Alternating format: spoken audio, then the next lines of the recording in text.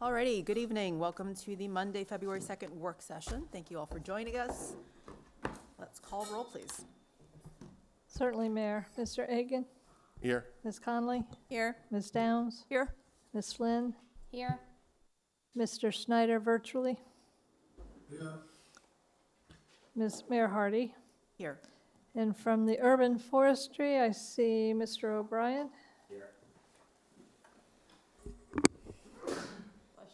Great. Thank you, Mayor. Let's read Mr. Snyder in. Okay. I'd like to make a motion for electronic participation by David Snyder. Councilmember Snyder, could you please identify your remote location and reason for participation by electronic means? Yeah, Albany Hotel in Richmond to participate in Transit Advocacy Day. Okay, thank you. I move that City Council approve electronic participation by Councilmember Snyder in this meeting for personal/business reasons pursuant to the City Council's adopted policy. Is there a second? Second. Natalie in the second. Call roll, please. Mr. Egan? Here. Yes. Ms. Conley?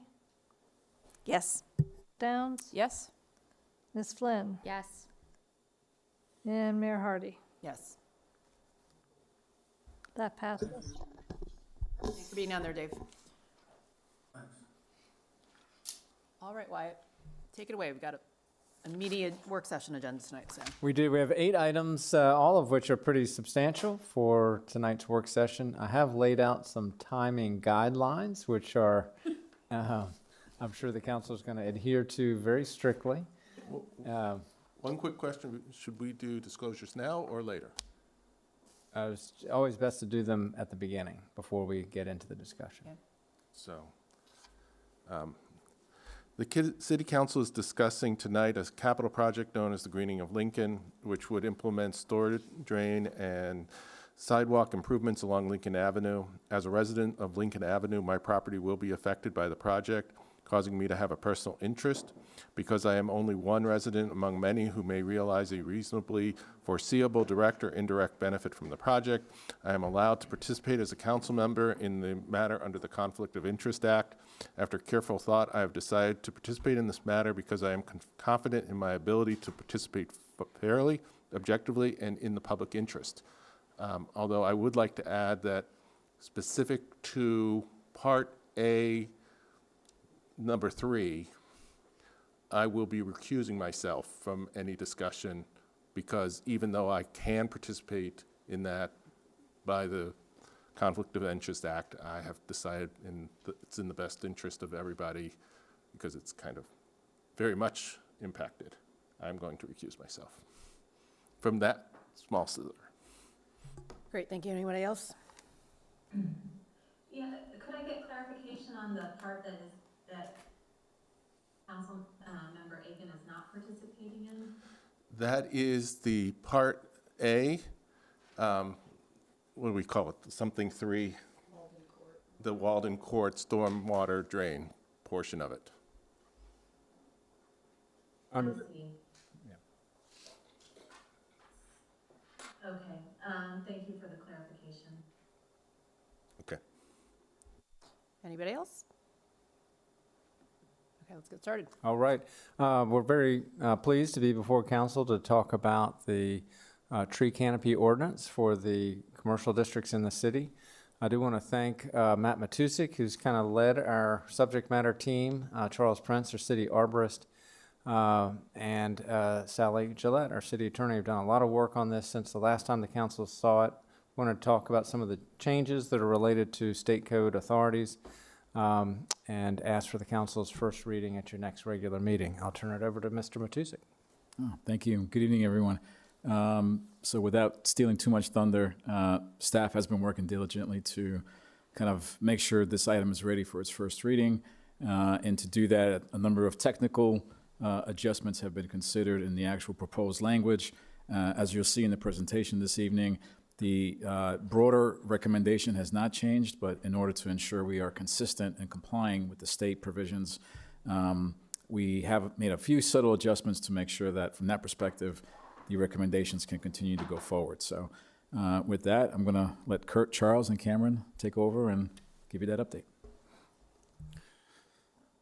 Thank you, Mr. Matusik. I'll go over this very briefly. There's not a lot of substantive changes. We did make updates to the code rewrites, section 481106, and we also added section 481135 for the preliminary survey documents. This is really just some clarification with working with the city attorney to make sure that we're encapsulating everything that would be required from these new developments and these requirements. If you have any specific questions, I'm happy to address them. Otherwise, I'll turn it over to you. Okay, is that it from staff? Okay, Anything to add? I'll turn it over to our urban forestry guests then. Thank you for joining us. Any comments or questions from you all about the proposed ordinance? Can we make sure the microphone? Thank you. Thanks. I'm Kathleen Norman from the Urban Forestry Commission, and just wanted to say that because environmental sustainability and expanding our green space in the city is a city council strategic priority, we hope you will approve and continue to push for even greater improvements and expansions of the tree canopy. And I did want to say thanks to Charles and the planning staff for this hard work and the good collaboration that's brought this ordinance to this point. We hope it will go forward. Great, thank you. Sean O'Brien, Urban Forestry Commission. Beyond what Kathleen said, I want to echo my thanks to the city staff and everyone else involved. I know quite a bit of work and quite a bit of time went into this, making it possible, so we certainly appreciate that. You know, as a resident of the city of Falls Church, you know, one of the things that I think makes the city unique is our tree canopy, is the mature trees you see, and the natural beauty of the city. And we hope that this certainly continues a process of improving that. And again, like Kathleen said, you know, hope this is the start of a journey that we'll all be taking together, not the last step. So thank you very much. And welcome to you both for joining the UFC, and thank you for serving. Council, do you have questions or comments on this one? Go ahead, Erin. I'll just thank everyone for the work on this. I know that, you know, there was some concern that the delays would take us off course, but we're happy that the ordinance is continuing to go forward and now in compliance with state code. I guess I just had two questions, both go to the hardship relief and tree canopy fund. I guess even with the determination, you know, that there's a hardship, it doesn't mean that, you know, it's a all or nothing, right? Like the hardship can be a sliding scale of sorts in the designated agent's view, that they might not be able to get 10%, but you could get like 8%, for example, on the lot, and then it's just what happens with the somewhere in the 0 to 10 for the payment for the tree fund. Okay. And then do we feel like, I guess a question for the arborist, under the hardship relief and tree canopy fund, that $750 for every 250 square feet number is like an appropriate number for the value of the lost canopy or reappropriated canopy, however you want to talk about it?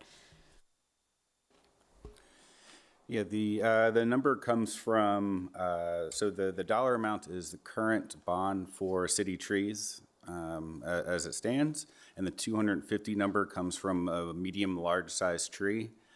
We kind of went between, do we charge per square foot or do we just charge kind of flat rate per? And we landed on the flat rate per because the numbers were already there, and I picked medium large tree, so we're not, I think it's a fair balance between what the developer needs to put in and what we would expect. And when we would go to replace those trees, we would look to put in a medium to large size tree. And I guess I just ask about the amount in particular, because I know some of the fees or violations or numbers, right, can be undercounting the value, right, or might be undercompensating the value, and so wanted to make sure that we're comfortable with sort of that number here. But that's all I have otherwise. Thank you. Anyone else? Mary Beth? I just want to say thank you for line 535, that tree preservation is preferred to new plantings bonus. I think that's something that we've talked about a lot, of how to try to preserve, and that's a great way to do it.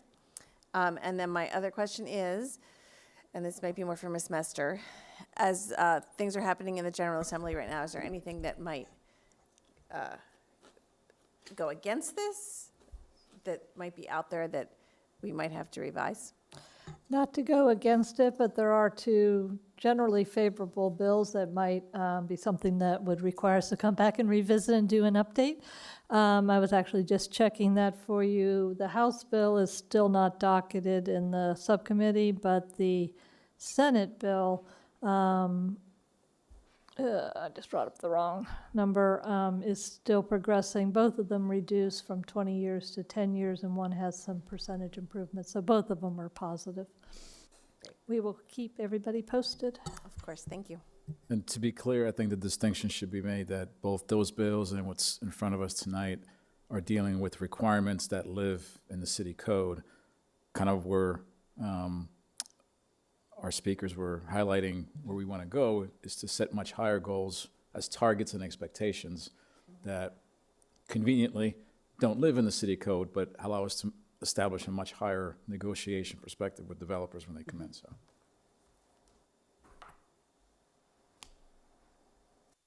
Art? So I have a couple of questions. First off, I want to say thank you for including T1. I think even though it already had tree canopy requirements, I think it's important that we have a single standard. And that way, developers, when they come in, they know this is our standard, we're good with it. Getting to the hardship relief, I'm finding the $750 to be low. I think we're maybe looking at it a little bit from the wrong perspective of what a tree would cost for that size. I think we need to be looking at what is the cost of to a developer for that 250 square feet. So they are going to be looking at it from a financial trade-off of, should I spend $750 or should I put in more trees? And the cost of having 250 feet more of building is, or the benefit of that far, far exceeds $750. Is that prescribed in the state code? Or is that at our discretion? I don't believe a figure is included in the state code. So I think,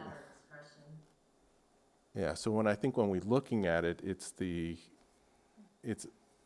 looking at their weighing of things, and the benefit of that 250 square feet for a bigger building, 750 is not even close to that. And so I think we are massively undercrediting that. And the other question I have on that is number B for the criteria. Sites or portion of sites lack sufficient space for future tree growth. And that kind of feels like it's the site, if they come in with a site plan that doesn't allow them to put in a tree, it's really under their control that the site doesn't give them that ability. Is there any way we can say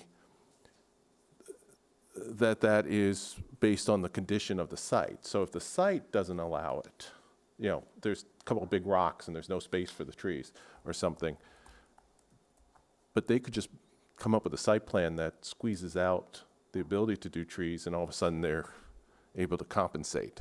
I see that when having a big loophole in there. So that particular one, or planting space will not provide adequate space for healthy root developments. Oh, we can't put in a tree because our site plan has the planting area too small. Well, the planting area is up to you. So make the site plan bigger, or make the planting area big enough. So do you see where my concern is here?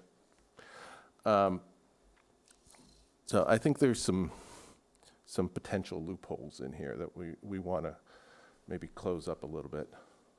I think the difficulty in what you're describing is less perhaps as a loophole, but more of limitations of zoning code language that naturally are forced to reconcile staff's negotiation with developers during the course of review. And I think the topics you just mentioned are usually something that Charles and others highlight in the first, second round of review, when I think we can clearly make a determination that, in fact, there is space for trees. And I think the bar for establishing the hardship is quite high. In fact, the way I think it's currently written generally tends to fall within the public right-of-way or, street trees and those areas, less so private property, where I think we have separate requirements for vegetation and landscaping and buffers. But I think there are natural limitations where the code is only going to allow us to account for every single scenario on every single site, given the wide range of applications we have to consider and our inability to proactively preview any kind of site consolidation, scenarios out there. Yeah, I mean, the other ones make total sense. It's like, there's just no place to put a tree. It makes total sense that it's there. So those are my concerns about the hardship. And then the other one, I don't know whether we're allowed to do this, but when we're setting standards for the city, are we able to say that they can't be negotiated away in future special exceptions? I don't know whether we're allowed to do that or not. Well, no, voluntary concessions and site plans are not allowed to run counter to code. So that's not. So this would be code. That's right. Okay. Yeah, and again, back to maybe the conversation we had back in November of last year. While this may seem like a difficult battle just to get the 10%, in our experience, and I think we listed 17 projects that were recently approved, it's pretty much the bar. Where we are generally ending up is much higher than that. So while I think so much detail and emphasis have been placed in the language in front of you, we don't really anticipate utilizing it that much because through our negotiation capabilities, we expect to be much higher than 10%. No, okay, thank you. And actually, I saw you updated the list to include Stratford, which is at 8%, but I suspect a lot of that 8% is higher than what was there before. So I think for that site, that might actually be a significant increase. So that's great. I don't think there was any trees on that site. Laura. Thank you all so much for being here this evening. And Matt, in terms of what you were just talking about, the one that caught my attention is Madera, because that's a newer one with probably the least tree canopy. So I was talking with former council member Phil Duncan recently about that, and he said, we wanted to have grass, which, and I know council member Conley and I have talked about there'd be nice to have grass at West Falls for people walking their dogs and that sort of thing. It's a very delicate balance of grass and trees and all that. But looking back, like what could we have done differently with Madera so that those numbers were higher? I mean, not to get into specifics, but like in future, when I'm on council, if we're looking at these sorts of things. You have to negotiate. Is it just down to negotiation? Is that what it is, just for the developers, or? I'll take that one because I wasn't here, so it's easy. I think the challenge is Madera is probably, in retrospect, not an example we want to repeat. Right. I think what hasn't happened is, at the time of its approval, did that developer identify a hardship that prevented us from getting to 10%? Maybe they have, and maybe we all agreed that that was the case. And there are competing priorities. There's economic development. There's other benefits that site is delivering, affordable housing. Of course. So all that has to be weighed together. Right. I think you're right. On the back side of that, the southern end, there probably could have been a better mixture between vegetation and tree canopy. And to get to maybe 10%, I mean, what would you say? 2 extra trees would have done it? 3? I think a few more than that, but getting back to the final answers, if we had this in code, they would have had more. They would have had to have more tree canopy. Right. And for a special exception, Right, that- my plan is to use the code as the minimum, right? And then we negotiate from there. Like if you want to make it special, Right. okay, our minimum's 10, along with many other codes and regulations that we have. I think if we had this in place, we The would have had Madera is a better great tree example of why we need this. Okay. I would agree And with that then statement. the only other, Can I just chime yeah, in? yeah, Because I guess there were 3 of us around that were for the. and I'm around not the- criticizing No, I the think it's just former. important context to have is that like involuntary concessions, I think the way we've been thinking about it is the total basket of concessions the developer, is offering up is balanced across multiple things. And so Founders Row 2 or Modera, I think, has the highest percentage of affordable housing ever in the city, with 12% of the units being permanently affordable. We also asked for that extra connection between Founders 2 and the Woodmont Shopping Center. So it's got this walking path that the CACT really wanted. The backside neighbors also wanted that green space to make it feel more like townhouses. And so I remember the discussion being that trade-off of, gosh, if we want these things and they're going to have less room for other things. And so like most negotiations, I think it's a balance between the competing priorities. No, it makes perfect sense. Yeah, and I'm not being critical at all, and that makes perfect sense. Is we're not there behind the scenes working with the developers, knowing what and I of course know about Ellison, and I think they did a beautiful job on Ellison Street, and so that's great. But I think to your point, like having this in code would help you then also not have to have those conversations to that degree. And then the only other thing I wanted to ask you, Matt, is I'm looking at the staff report starting at line 138. And can you explain to me why, so Arlington's able to get up to those higher numbers? Is that again, that's just them negotiating with developers, or? So their targets are embedded in policy documents that are not the zoning ordinance.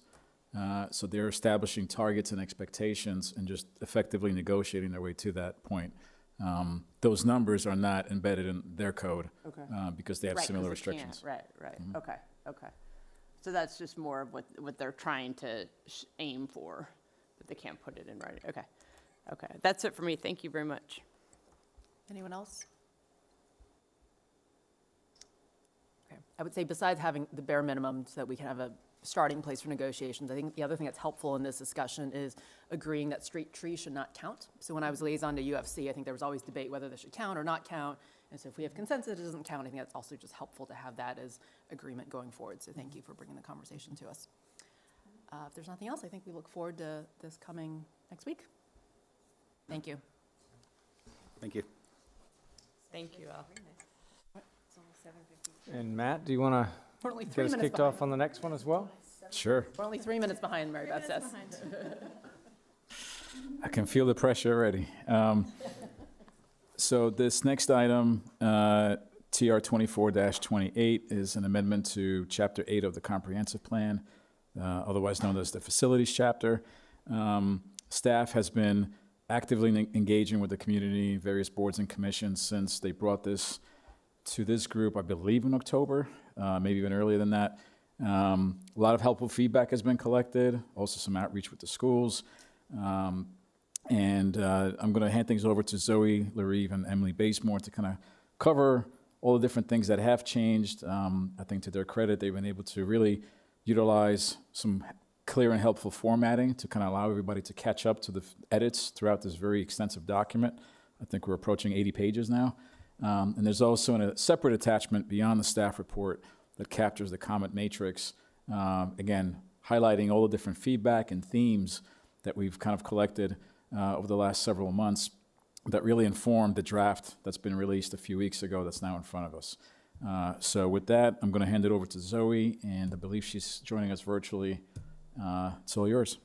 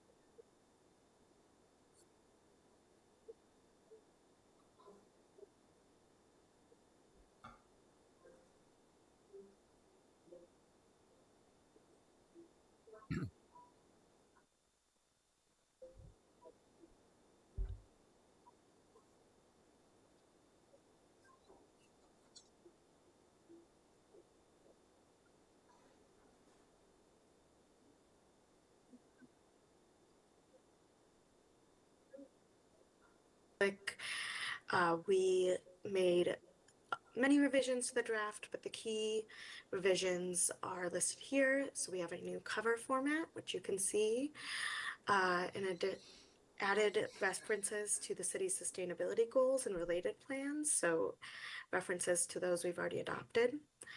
And a section summarizing ULI TAP's recommendation included in the property art section, which was a request from council. Additional Think Green call-out boxes, which you can also see an example of on the slide, that describes specific strides that have either been made or are planned to meet the city's sustainability goals. All other revisions are shown in red text in the draft chapter, so there's various other not listed here, but they can be found easily in the chapter using that. All right, quickly to go over the process to date. We started this process in March 2024, so nearing on 2 years. And at that point, we did kickoffs with Planning Commission, Public Utilities, and City Council. And then we got into the work of drafting. From there, we went to present the draft to City Council in September of last year and began our 3 months of public engagement that I highlighted on a previous slide. Following that public engagement, we took to revise the draft chapter and produce a second version, which is the version you all have attached on your agenda today, which leads us to where we are now, which is approaching final consideration. We are here for a work session tonight to get comments and recommendations from council for any further revisions when in planning on heading to Planning Commission for public hearing and final recommendation on February 18th, and then to City Council for a public hearing and final consideration on March 9th. So with that, I will just conclude by saying at this point we are requesting comments and feedback from council, and yeah, looking forward to hearing your thoughts. Thank you. Great. Thank you, Zoe. Before I open up for comments, I just want to say thank you for being so responsive and capturing all of the comments. I read through the comments log, and it was very diligent how you captured everything and had a response, so that was appreciated. Questions and comments for staff? Justine? This is a lot of really great work. I was reading through it. I mean, this is a hefty document and a lot of research and thought and preparation. And I guess you get to work with a whole bunch of different departments in the city. So it's really great to sort of see this whole overview. I just had a few clarifying questions. So specifically in strategies 2.1E and 2.1A, and some of these other ones that are talking about proactive maintenance. Is the intent of these, it just wasn't clear, is the intent of these to basically have a maintenance cost and schedule for a lot of our facilities and sort of have some sort of master plan and then work that into City Council's regular budget? I just wasn't sure if that was specifically in here or not.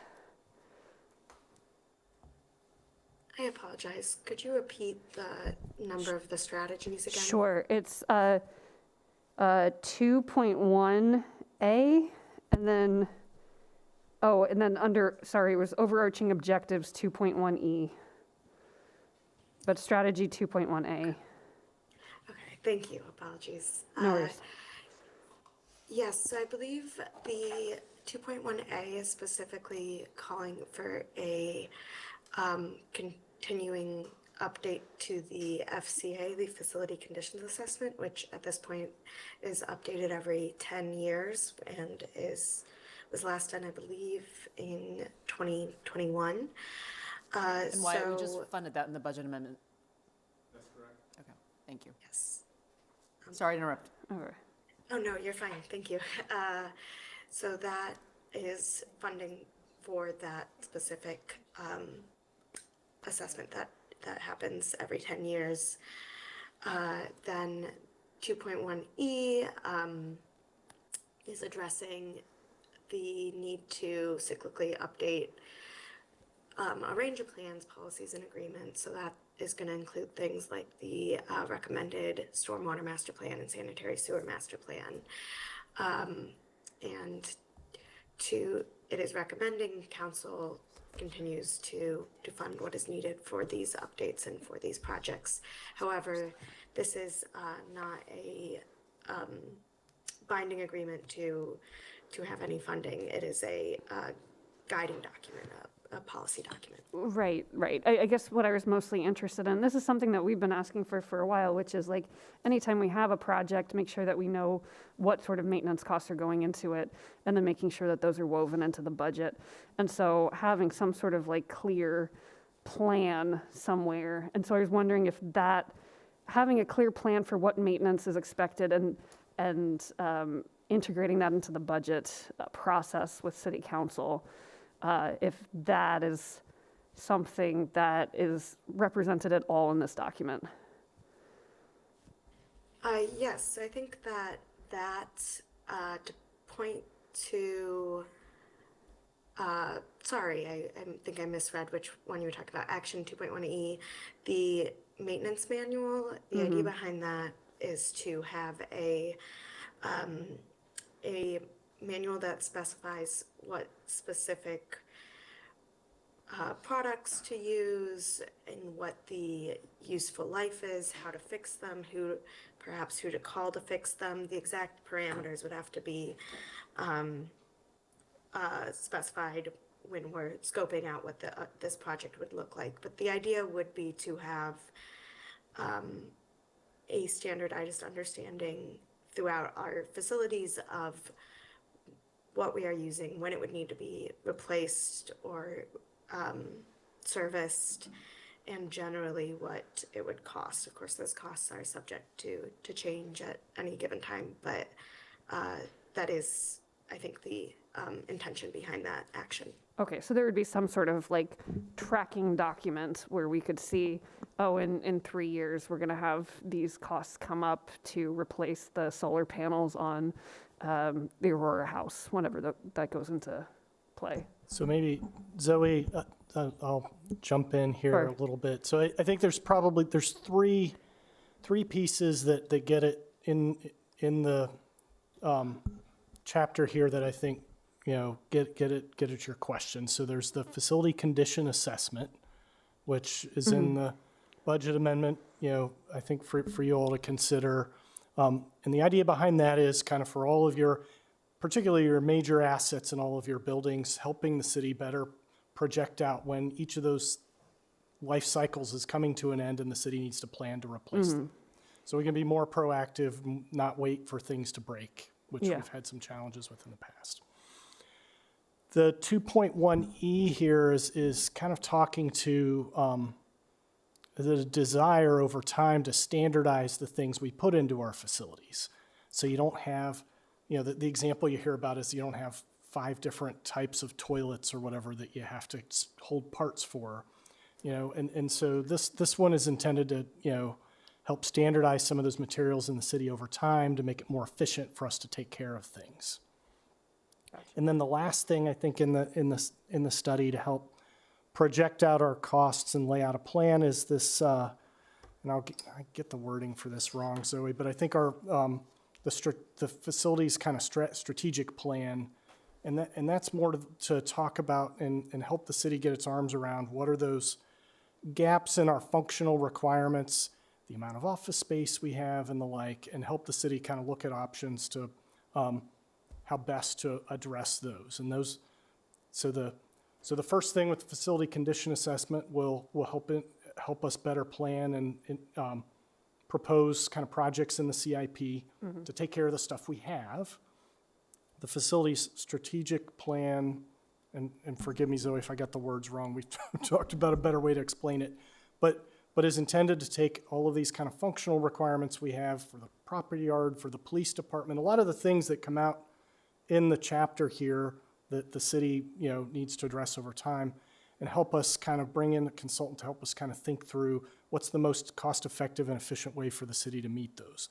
And that will help us Okay, better kind of lay out kind of some requirements for the CIP in the future. okay, thank you for laying that. Yeah, that's super helpful, and that mostly answers my question. I guess what I'm wondering then is like, with the facilities condition assessment that we just funded, is that something that regularly needs to happen? Is that something that needs to be represented in this document, or it's just a one-time thing and we don't need to revisit it, and it's not something that belongs in this document? It is something the city should do on a recurring basis. Okay. Ideally every 5 to 10 years, depending on kind of where we're at. Is the facility condition assessment represented in this document at all? Yes. It is, okay. Zoe, I think you had it on the screen a second, or Taya, we had it on the screen a second ago. I'm not sure. It's a little bit up. It's strategy 2.1A. Yes, there we go. There we go. It's which one? Strategy 2.1A. Gotcha, okay. Okay, so that's actually what we were, okay. That makes sense. Okay, so that's super helpful.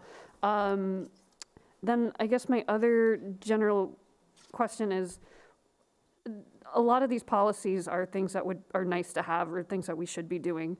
What does City Council, once we have this document, does City Council need to make these priorities in order for them to happen? Like, we are doing the facility condition assessments, no matter what, that's not necessarily on the council priorities, but things like the recreation assessment that's listed later on, or facility capacity, or new facility needs and other things like that. Are these things going to happen on their own, or are these things that we need to take into consideration with our council priorities?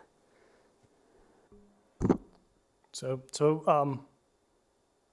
in most cases, these would be things that would show up in future CIP recommendations from staff. Okay. So they're not things that fit in the normal operating budget. Gotcha. And they're not things you would do like every year. You'd only do them once every 5 or 10 years. And so they would be individual requests. So that's most likely where you would see them. Okay, so it would come from staff, would bring these to council at some point on an as-needed basis. That's correct. Okay, thank you, that's all. Others? Aaron? I had just a few. Thank you for all the work on this. I like the little icons, the executive decision to add the comp plan icons to the cover page. So nice work, Zoe. Thanks. That comes as well. Maggie Redden and I worked together on that. Quickly, I guess on a process point, and I've always wondered this, I don't know if it's a comment, it's not really a question, but when we, tonight, we're having this conversation, but Planning Commission still needs to have its public hearing, and I sometimes just have questions about our sequencing and why some of our work sessions come before the Planning Commission as its own governing body has made its determination and had its hearing and then come back to us, and so why we have the work session before the hearing as opposed to after the hearing. And this one may just be that it's all kind of moving along, and for expediency's sake, we're doing it this way, but I didn't know if you had any reaction to it, or generally if it makes sense to have our work session after the other body has reached its deliberations and conclusion. That's a great global question on all items. I think the habit we're trying to get into, particularly with these type of changes and zoning changes, is allow the Planning Commission, for example, to have at least 2 chances at this for feedback, and do it in a meaningful way where we're not just checking a box, but actually giving everybody time to read, time for us to synthesize, react, come back with an update. So that has happened where Zoe and her team have been able to visit the Planning Commission as a kind of a courtesy informational briefing.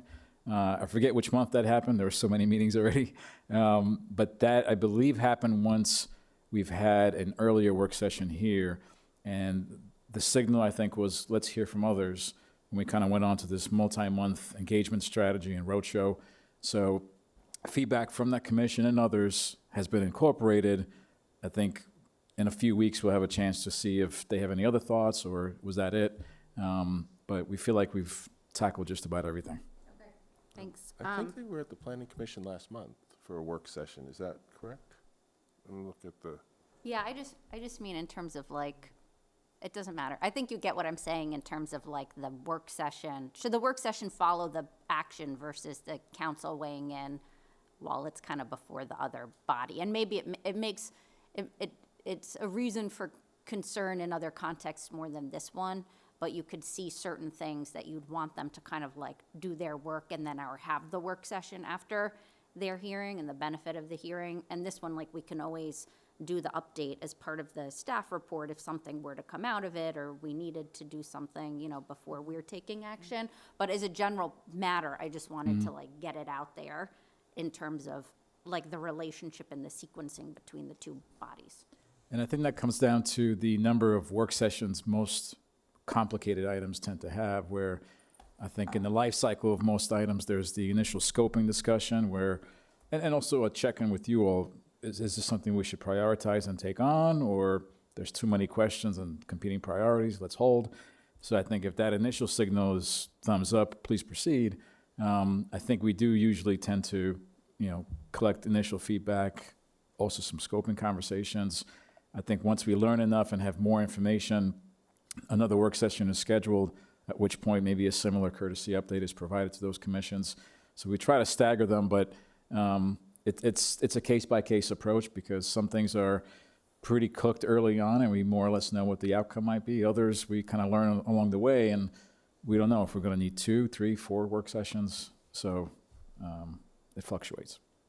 And I just have 2 quick things. One was just a question about the participation kind of in community outreach. I liked seeing for this chapter in particular that we did the staff town hall, you know, getting staff input in particular on the facilities as employees and as people sort of maintaining and in operations. And I just didn't know kind of, are you finding that you're getting good community participation? Was the library, like, did it lend itself to having more input just as we continue to do these and we reflect on, like, what is the benefit we're getting for staff time and resources, like, in some of these locations, whether you had kind of any takeaways from that? Yeah, so our public engagement process and figuring out what works and what doesn't is ever evolving. And I think we had a pretty successful community engagement schedule. We didn't see a lot of interest virtually where some other items might in the means of people emailing us or asking questions. But when we were out on at the event specifically, we have found that the farmers market is a great way to talk to people, to have people just walk by and read our big boards or ask us questions about what it is we're doing they might not know, or they might ask about other things going on in the city, and we can connect them with the right people from there. I think that has always been a very helpful engagement opportunity. I think the library's book sale was also a good engagement. I believe the planning division has had one previous tabling event there with the Tinner Hill district comp plan update, and I think that was a great way to talk to people specifically about, you know, we are in a city facility. What do you want to see? What do you like? And people, our library is so beloved, so it's also heartening to hear a lot of support from people about all the great work that they do in that in the new building, and support for continuing to keep our facilities at their best for our community. Yeah, I think the open house was less well attended. That was a new or a somewhat new attempt at engagement for us. We try, depending on the project, to do different things. The idea behind this one was to have to try to catch people as they were coming to a planning commission or going. I think again, this specific item didn't seem to inspire a lot of community, I don't want to say interest, because I think they were interested, but not as empowered engagement, perhaps. So I think, we do a follow-up report after each of these projects where we kind of highlight what worked, what didn't, and how to use that going forward. And I think that we had some great engagement and some less successful ones. So we can use that as we move into other projects. Great, thanks. And then I'll just wrap up by saying thank you for including or kind of paying attention to the ADA kind of needs across buildings, especially coming out of the transition plan. And then I guess I would just challenge staff to think about capacity for city buildings, like in the comment matrix. I think the response was that we can't really give capacity caps because it's hard to know for configuration. But I think if we're talking about space and facilities and needs, or potentially getting or needing new space elsewhere, that it's important to go through the exercise of figuring out sort of building capacity caps like the schools have done, because they too, have caps, but their caps are based on reconfigured spaces. And we know that 665 in a building isn't because there's actually 665 seats, it's because they're repurposing the art room and the music room and the whatever else to seat students. And so I think I'm just pushing you to maybe do more than the, like, we can't figure that out response when you're seeking seats in other buildings we're gonna have to pay for. Anyway. Yeah, just quickly respond. Zoe, don't worry about answering that. Oh, okay. Thank you. I have something real quick, and it's administrative, and I think the document looks great. I think you've done a really good job. But since you mentioned ADA and accessibility, the tables are not meeting accessibility standards. So we need to be careful on that. That was it. Acknowledged, and we're working on that as a citywide process by our April 27th, 2027 deadline. Mary Beth? Okay. Thank you so much for this, Zoe. It looks great. I'll echo what Ms. Flynn said, that the icons, the use of icons is really eye-catching and makes a lot of sense.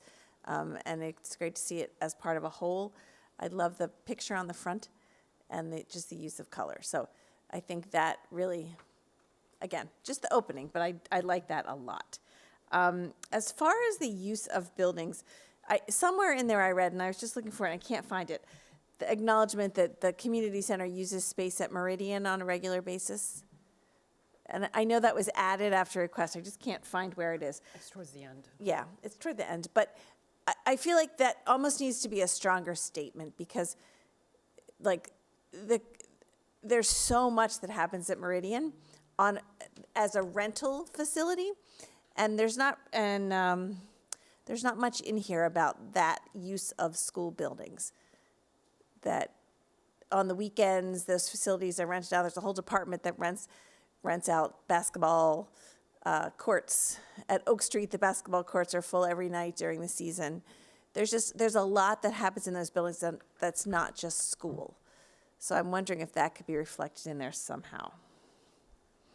And then my other... Sorry, just quickly wanted to say thank you, and we will take that into advisement. I think we added a sentence in community center, but I think there could be additional reference made in the schools section as well, and perhaps a bit more description as to the different ways it serves as a community space. I mean, even like the auditorium is used as a performance space for many, many renters, and just so many other meetings and other things happen. We haven't yet figured out how to use the indoor track as a community space, but everything else. Been asking 4 years now. Yes, everything else really is rented and used. And then this is like, I think I have to apologize to you, because I was hoping that there would be a picture of a school building, the outside of a school building, And I said to you last time we talked about this, hey, I'll send you a picture, and I did not do that. So if I send you a picture of the outside of a school building, can you put that on page 5 instead of the picture of that, which is a really cute picture, but it doesn't say government services and facilities to me. So can I do that? Yes, definitely. Okay, I apologize that I didn't do that 3 months ago. No, any photos are great to share for this project and for others. The schools, Okay. we always, it's great to talk about our great schools and to show them. So that would be appreciated. Yes, okay, but great job. This really covers a lot of information, and you did a really nice job. Thanks. Laura? Thank you. I'll try to go through my comments super quick. Thank you for including the green building language. I know we had a public comment at our city council office hours recently by Mike Proberman about green buildings. So I wanted to just thank everyone for adding that. I didn't know on City Hall, there's a section where we talked about some of the additions and things to City Hall. Wyatt, do we want to put the bike structure on there? Shelter? I don't know. It's not technically part of City Hall, but it's not on there, and we did just open that. It was part of the City Hall site plan. So I don't know. So I'll just throw that out there. It's a good ad. Quick question for Wyatt. So about the generator. So only part of this building is backed up by a generator. Is that right? Currently, that is the case, yes. And is it like the new part when we did the construction, when we renovated, or? The way that it was commissioned or set up, it didn't cover the whole building. Okay. We've done some studies since we've been here, and the generator capacity is there to do more than it does today. Oh, okay. To do that, however, requires a lot of pulling of cables and some retrofitting, and there's costs associated with that. And so that is something that's in the capital improvements program, but that so we have a plan to address it, and it will cost some money. Okay. My only thought, not knowing what that figure is or anything, but, looking at the storm we just had, right? Like, God forbid we were out of power and then we were trying to snowplow the entire city, and you all, I think that's definitely worthwhile. I mean, again, I don't know what the number is. It's a big point of vulnerability. Yeah, And so that's we right. want to get to essentially full functionality. We're kind of envious of the community center. They've got a generator that just is worry-free for their operations, Right. and that's where we want to get to for City Hall. Right, okay, great. I agree with that. And then with the Rec and Parks section, there was a part about talking about, do we need to expand the community center? I just want to put it out there. I had a conversation with some of the folks at the athletic department at Meridian, and, they've added a gymnastics team, they've added a volleyball team, they're adding girls flag football as all varsity sports for Meridian. So I don't know, is that something that we might want to put in a bullet? Like, I don't know where we could find additional field space too. To me, it goes beyond just, needing more room at the community center for sports, but just, or other indoor facilities. I think, it might behoove us just to put in there, if we ever could find some sort of additional field space, because I just think that is going to get tighter and tighter, Parks and Rec and Meridian and all that, as they add more of these varsity sports. Let's see, Gage House. Where, so if we were to move those folks, right now, do we have the capacity for them here? We do not. Okay, so we would have to figure that out, or to move them. Okay.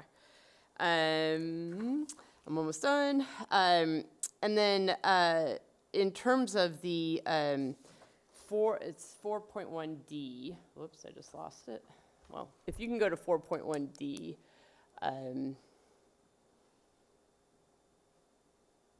Sorry, I don't have my screen just went down.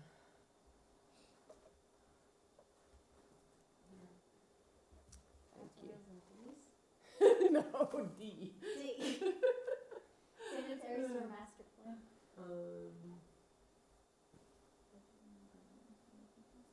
Oh yeah, that's it. Budgeting and governance. So this is about what was it, stormwater or sewer? I just didn't know for 4.1D if we wanted to be more specific than periodically review, like biannually review. I don't know. Is that too loosey-goosey? I don't know. I think we kind of like the flexibility, but, I'll defer to others on the As team. long as we have an internal way to sort of make sure it's not, Yeah. oh, it's been, 5 years that we should have done it. So there's some sort of internal mechanism that we can stay on That's top of right. that. Okay, that's it for me. Thank you. Any other comments? I had one question, one comment. So the question first, so we spent a long time at our retreat talking about kind of Gordon Road being like the next big facility undertaking, and we talked about investing in the facilities condition assessment in our next budget amendment. Beyond those things, what can council expect as like the next things that we'll work on coming out of this comp plan chapter? I mean, that's a lot already. Is it City Hall, kind of like the? We do have a sewer capacity study, and we have, let me invite Andy to speak to that. So we're like a month ahead of the CIP, but a few, and we're still kind of working through putting the puzzle pieces together. But I think consistent with what we've talked about this evening, I just read it, but I called it the facility strategic plan, but the facility condition assessment we've had in the budget amendment, the planning document that gets at kind of understanding our functional requirements and our gaps and planning out future spaces. I think the intent is to propose doing that in the CIP with you all. So I think from a facility standpoint, those are the next steps I think that we're proposing to take ahead of, any kind of future major construction proposals. As Wyatt said on the sanitary sewer side of things, we previewed some of this with the sewer agreement discussions we had over the last month, but the sanitary sewer master plan, you'll see that in the CIP. I think those are the major things. But to translate, because what I'm trying to make sure is that we are not surprised if you come forward and say, hey, we need to go do a temporary lease for City Hall. Because I think many of us had the concern of, gosh, that feels like putting the cart before the horse. We want to understand what our current facility needs are, project what the future space needs are, figure out whether we can reconfigure before we talk about lease, purchase, whatever those options are. And so I'm trying to make sure that we're on the same page about what's coming next so that council's not surprised. So and at the same time being responsive to the workforce's needs. So I think, taking your all's feedback kind of on the lease idea that was floated back in the fall, along with kind of the other budget challenges I think that we're wrestling with. I think we're pivoting. So the other thing that you may see in the CIP is a more modest kind of investment in reconfiguring some spaces here at City Hall. So we are kind of squeezed at the moment, regardless of we'll leave people in the Gage House in some of those locations for the time being. So whether that's kind of reconfiguring some of the offices, making some changes to furniture. We talked in the permits process assessment about making some customer service changes to the permits process counter. So that is another item that you might see in the CIP here next month. Again, we've got to kind of reconcile all the puzzle pieces, but does that help? Yes, so thank you for listening to that. And make more sense? Yep. I just Okay. want to make sure that we weren't going to be surprised by some move based on the discussion we had, so that's helpful. Second's more of a comment, which I thought is where Justine was going for, but this is something I feel like I've harped on for probably 10 years as it relates to CIP, especially any sort of facilities or new capital we build. I want to make sure we are very thoughtful about baking in operating costs as part of that decision. So when we build a new library, if it means, gosh, we have more space now that we need extra custodial services, that is baked into the operating budget so that we are not surprised, when the building opens, oh gosh, we need to spend more money on custodians now. We need to spend more money on electricity.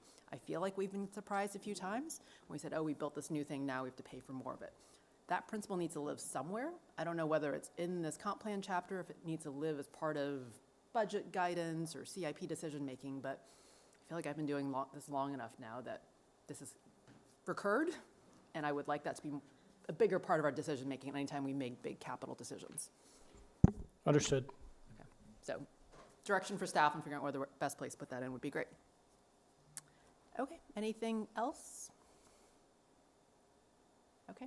Well, again, thank you, Zoe, for all the great work. Oh, actually, Dave, looks like you got your hand up late. Go ahead. Sure, thanks a lot. So we've added this language, I think, in front of some of the other CIP chapters that refers to, and I think Zoe referred to this as a guidance document. What can we tell the public about how this document is actually going to be used in the context of other competing economic demands or the level of taxation and level of debt that the community otherwise has? What do we tell people when they pick up this document as to how it's going to be used and what's the flexibility based upon changing circumstances? And we did add language to that effect before the housing document, I believe. So I don't know who wants to jump in. We probably all will answer the same way as Zoe did earlier. You know, planning allows us to think strategically about the future and put things down on paper to help us assess the future and go after grants and do all the good things. Adoption of a CIP is not a funding commitment. We know that funding decisions are made through the budget process.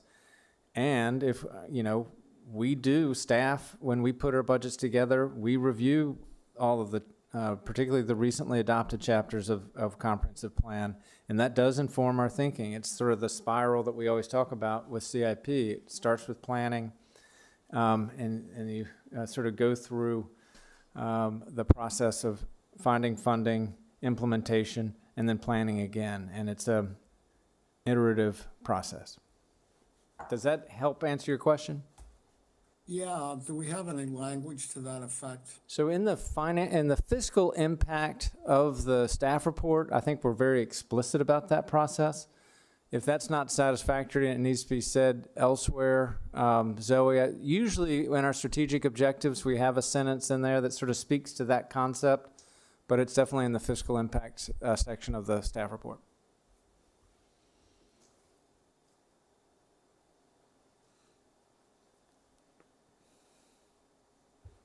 Is that it, Dave? Yeah, is that in the document itself?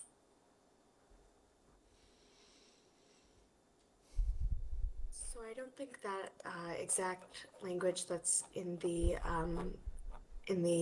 fiscal impact is in the chapter. I think the closest we come is on page 4. We outline this plan should be used as a guide for public investments. But I think adding additional language about similar to that of the fiscal impact is very possible. Okay. Yes, we will take that recommendation.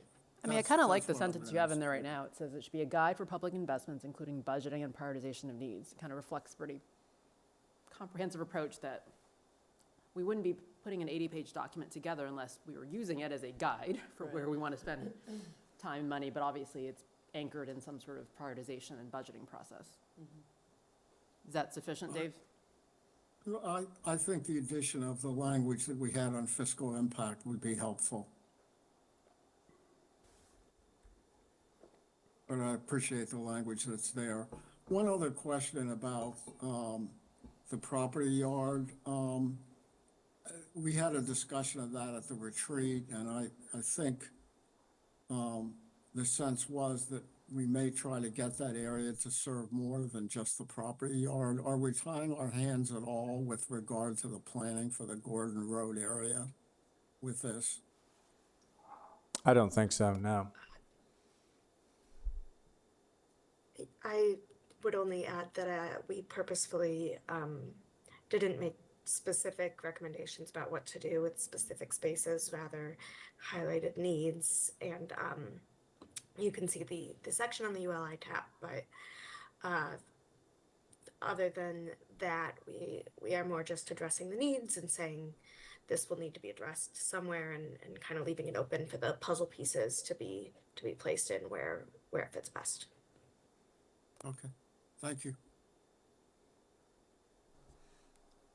Okay, final call for questions. This is just curious. So what will be, this is because I'm new, what would be the next chapter now? Is it land use, and who decides what the next chapter? That comes from you, Matt? You'll tell us, this is the next chapter we want to. Well, there's a running list of priorities really from the last 2-3 years. And I think every year we evaluate available staff resources, the presence of SEs that have to be reviewed, but then also our understanding of the potential scoping that's involved in opening up certain chapters. I think the shift this year is we're attempting to really not focus so much on whether or not a chapter needs to be updated, but looking more holistically at which topics need to be updated. And if we can agree on those, which kind of stem from projects, issues, things that are highlighted to us from different stakeholders, where do those topics live? The guidance that directs them, particularly with respect to built environment. And sometimes the answer is it lives in multiple comp plan chapters. So as we start to investigate that, whether it's land use, urban design, and streetscape standards, I think we're learning that we may have some opportunities for consolidation, removing redundancy, and really taking advantage of all the other great work that has happened through the small area plans, which are much more specific and at times begin to contradict or conflict with the earlier guidance we did 20 years ago before we had the small area plans. So I'm viewing it as a reconciliation process, and I wouldn't be surprised if 2 or 3 comp plan chapters will have to be addressed holistically to get to the topics that I think we're targeting. Interesting.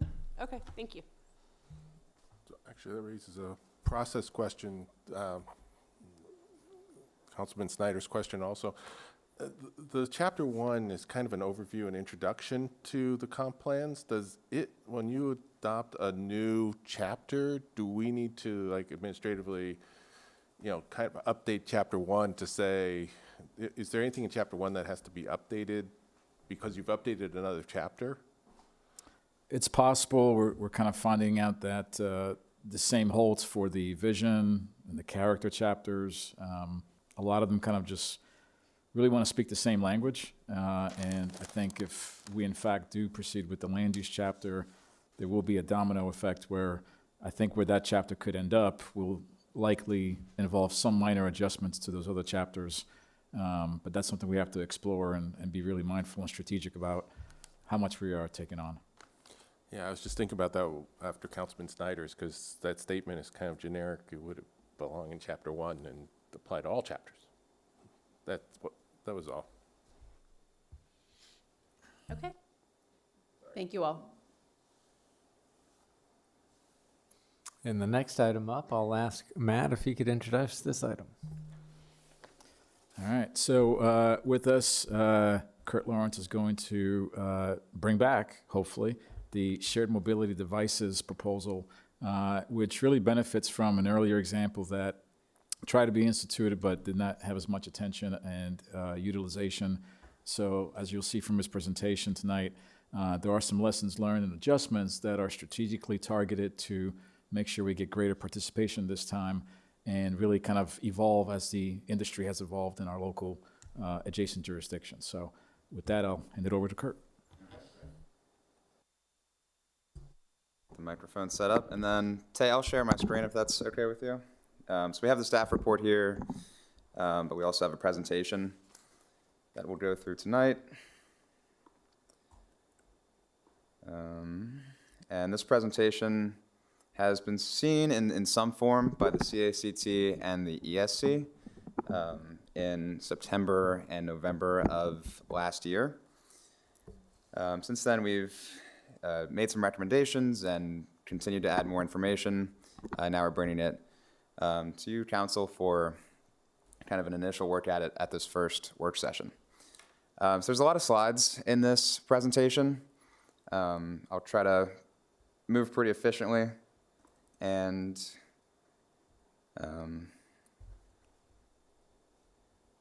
get done within our time limit.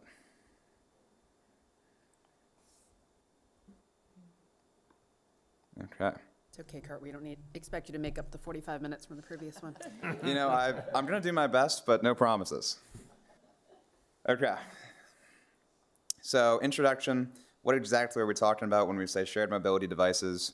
The term micromobility gets thrown around as well, but shared mobility devices are really the ones that are, kind of dockless, not owned by anybody. Some people have private scooters and e-bikes, but these are the ones that are shared amongst the community. Most commonly, scooters and e-bikes. What could the role be in Falls Church? They're frequently a first mile, last mile solution. So if you think about any in-town trips, that could pretty much all be within a mile or so, unless you're going, end to end within the city. And then it would be a great connection to both the metro stops on either side of town and help connect the downtown area and the Broad Street corridor a little bit better. So enabling legislation and local efforts. So in 2019, the Virginia General Assembly granted the ability to localities to regulate scooters and bicycles for hire.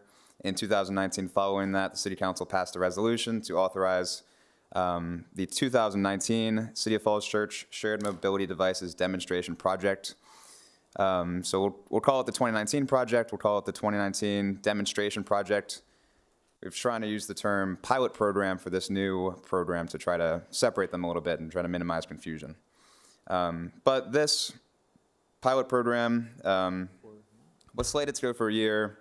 We sent out the request for applications, and then it sort of coincided with a number of factors, including the COVID pandemic, and we ended up not really having any scooters come to the city. So at this point, we're trying to restart that program and try to learn more about what scooters could be like in the city. Policy guidance, so Comp Plan Chapter 7, the Community Energy Action Plan, the strategic priorities from 2024 and 2025, and the Bicycle Master Plan all sort of speak to increased mode choice, which would include shared mobility devices. And then the next several slides are regional context. So sort of all around us in Arlington County, Fairfax County, City of Alexandria, and City of Fairfax, they've gone through a similar process of doing a pilot program and then adopting some kind of ordinance. And through these slides, we'll kind of look at what exactly they chose as kind of their settings, if you will, for this kind of program, and then what actually ended up being in their ordinance. So if you notice, kind of right after it was adopted in 2019, Arlington, Alexandria, and the City of Fairfax did pilot programs, and then it ended up being codified in an ordinance. Fairfax County jumped right to the ordinance. So there's varying amounts of the number of operators and the number of scooters and e-bikes in each of these jurisdictions. So this table kind of walks through that. But if we get down here, we can see the characteristics by jurisdiction. I think a better way to picture that is to picture the SMDs per 1,000 people. So for example, in Arlington County and the City of Alexandria, they've got about 8 SMDs per 1,000 people. So if you were to kind of extrapolate that to Falls Church, that'd be around between 100 and 150 devices would kind of get us in that range. And for the example there, 120 would equal 8 devices per 1,000 people.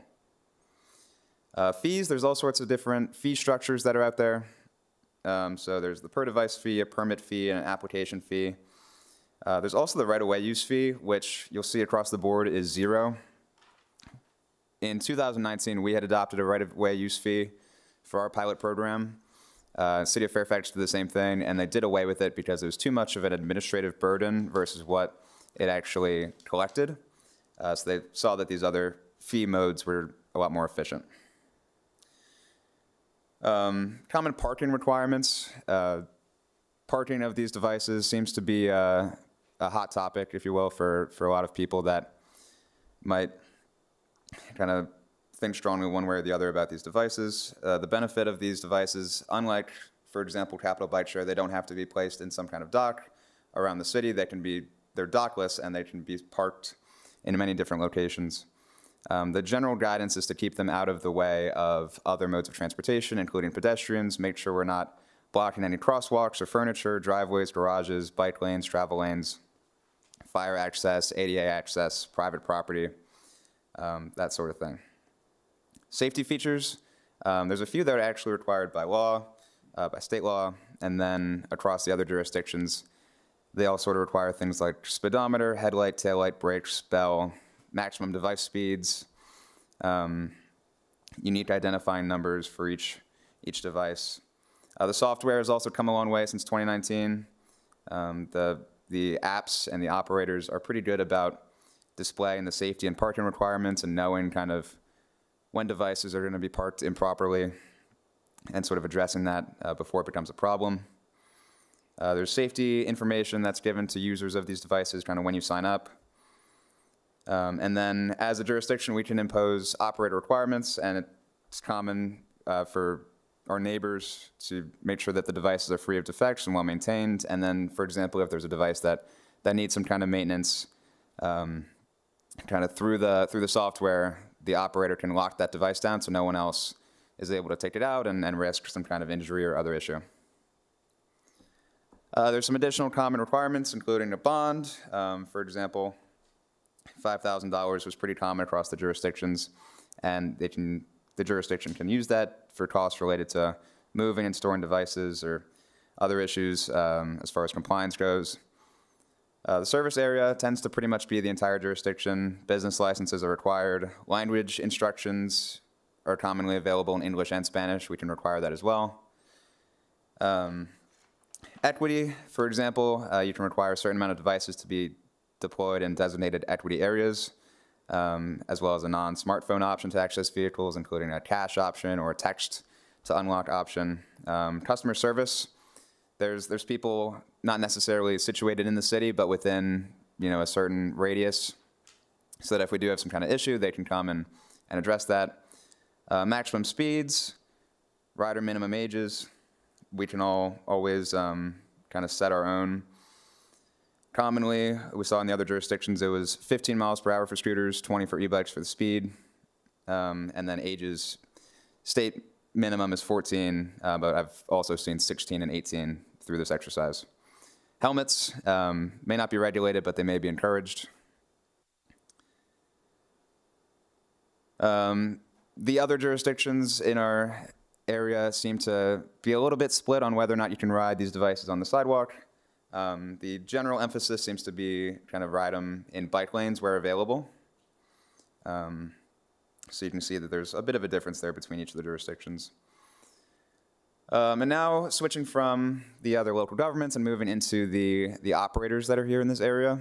So you can see there, that's the total list of operators that are in this area, and they're kind of in different jurisdictions. Lime and Bird seem to be the two biggest. Spin is in Arlington County and seems to be targeted towards larger cities, and then GCOO is in Alexandria. And I thought this was a great image. The city is sort of surrounded by scooters and e-bikes, but is designated as a no-go zone. So for example, if you were to ride any of these scooters or devices into the city, it would kind of start flashing lights at you and slow down, and the motor would turn off, and it would say you're in a no-ride zone, you have to leave. You can't really end your ride there. So that kind of shows the city as a sort of, it's uncommon in this area to not be able to ride the scooter around. And they're sort of, in this image, it's not there, but there's usually a couple right sort of on the border by the East Falls Metro Station, which is interesting. So speaking of operators, we did speak to a couple last year, and just to kind of get some general feedback about the industry itself and their interest in the city.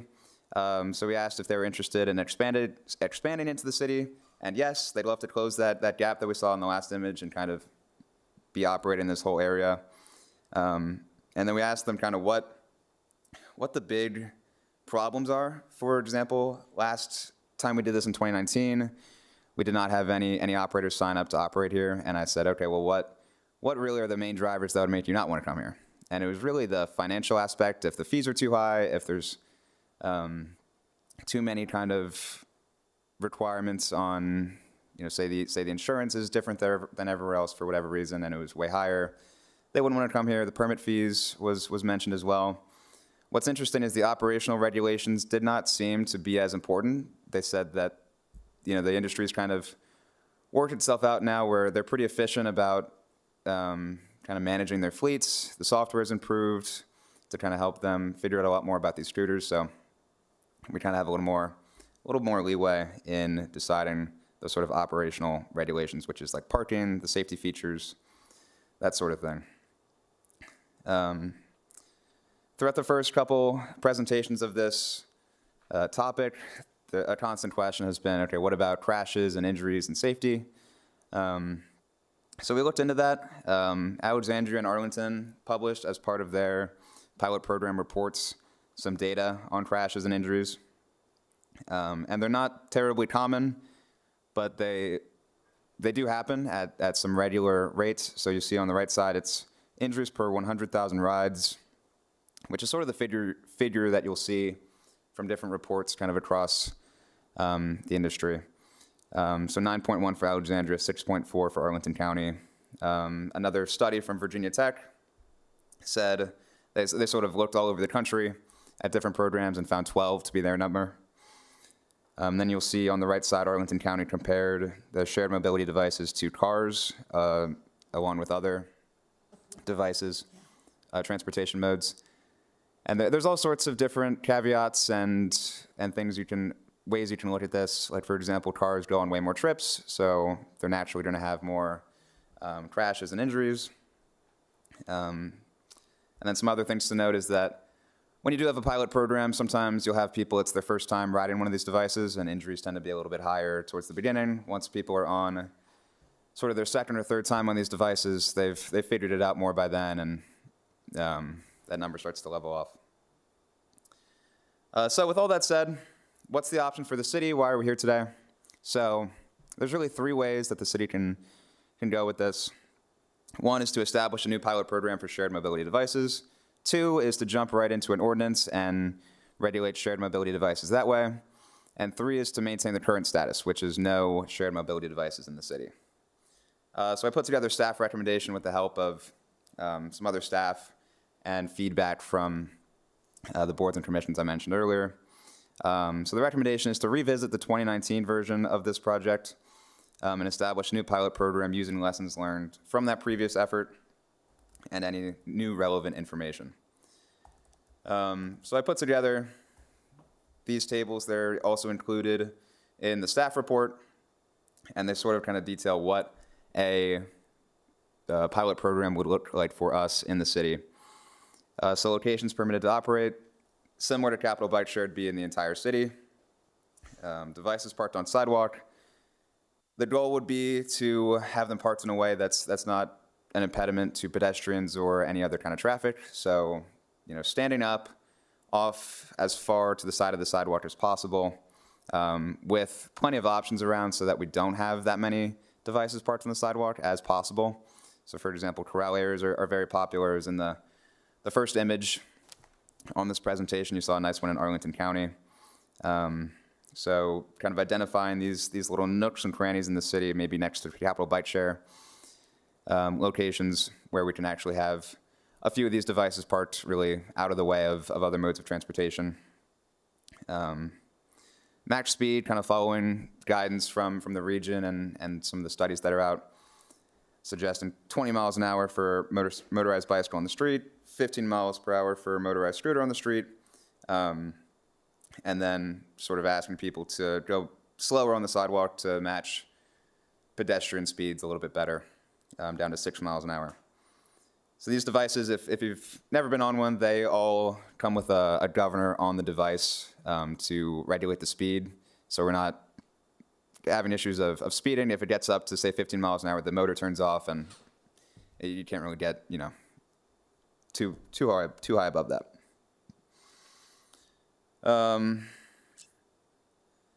Moving on, safety features similar to what we saw earlier: headlight, taillight, encourage helmets, speedometer. Minimum age. In 2019, the City Council adopted 16 as the minimum age.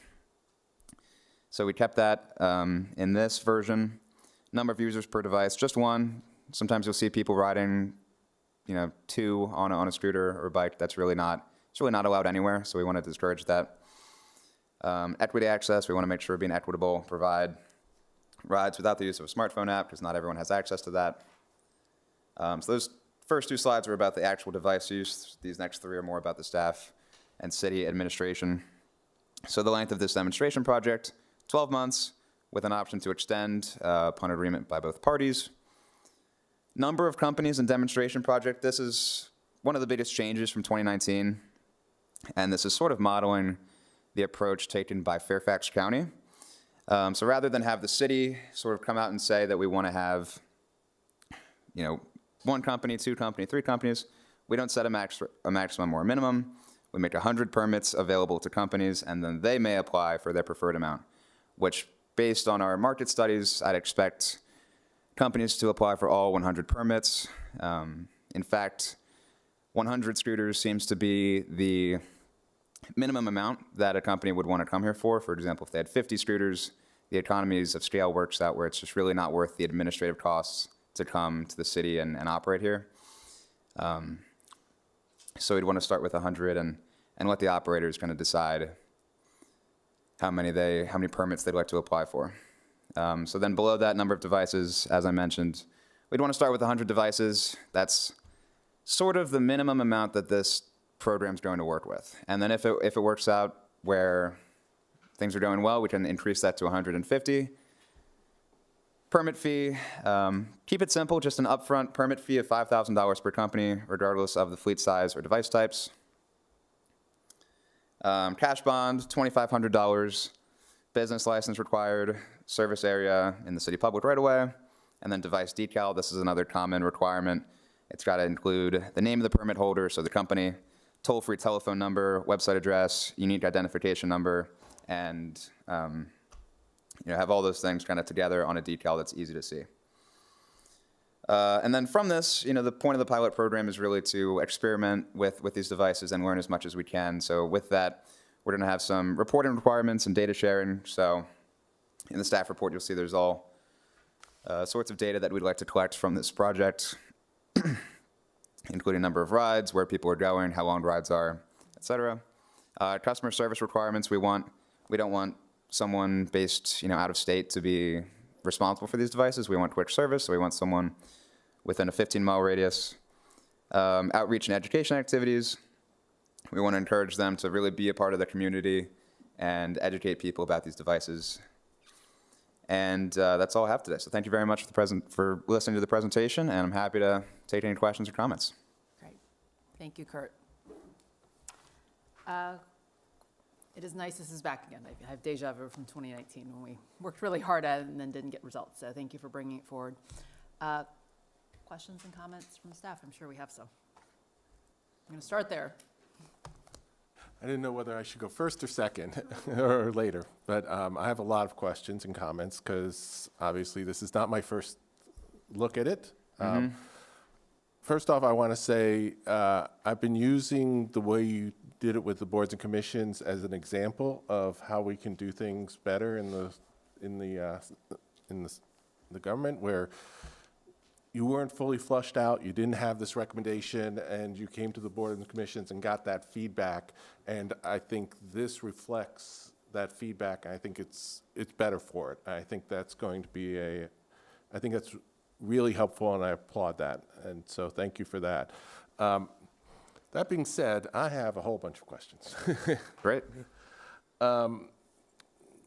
One concern I have right off the bat is we talk about e-bikes. There's multiple versions. You even say it in the staff report, type 1, 2, and 3. I think, can we restrict the e-bikes to specific types? Because I think we run into problems with the dirt bikes, the heavy ones. I don't know whether any of these operators have those, but can we restrict it so that we're not seeing that type of bike in the city? Absolutely. So we can say exactly what kind of model we want, which would be Class 1. And I haven't seen any of the operators in this region have Class 2 or Class 3.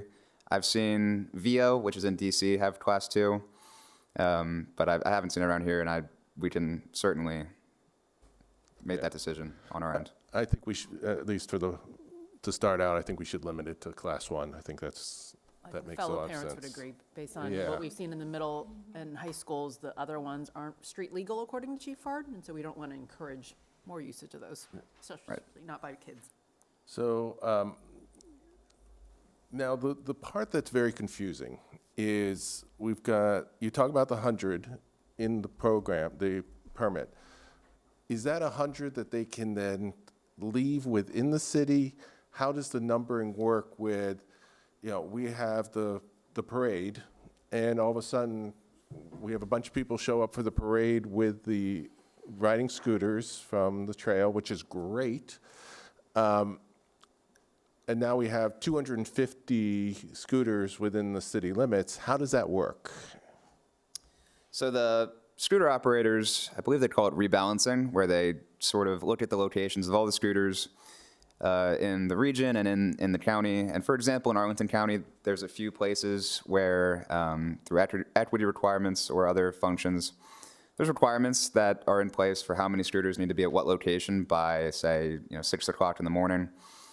So the companies will come in and manage that fleet, and I would expect that if 250 devices are in the city, they're not going to be in Arlington County or Fairfax County or wherever they came from. They're going to be missing, and it's within the company's best interest to rebalance that and get them back kind of where they are intended to be.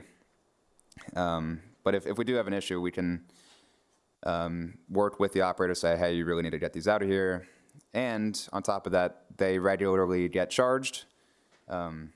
So as they get charged, they get dropped in a specific location. And if there's too many scooters here, it wouldn't be placed back here. So the expectation is that probably by the beginning of the morning, sometime overnight, it'd get rebalanced, and by the morning, we'd have 100 scooters. Yes, not every scooter every day, but on average. there'd be a general, you'd sort of be around 100 plus or minus a few every day. And then with the 100, you mentioned the business license, and the $5,000 permit. Now we're getting into money. With the $5,000, is that an annual fee or is that a one-time fee? That's question number one. And two is, with the business license, would the 100 scooters be counted as capital equipment and subject to property tax, city property tax? That's a good technical question on the property tax that I'll have to get back to you on. However, the first question, it would be a one-time fee. It's a 12-month program, so it'd be a one-time permit fee. And then from there, if we were to extend it, we can consider another fee, but I would expect that we can just keep the one-time fee. And we got that number by kind of looking around at other fees from other jurisdictions and coming up with a number that we thought made sense. And they're not a recurring fee either? They're one-time, or?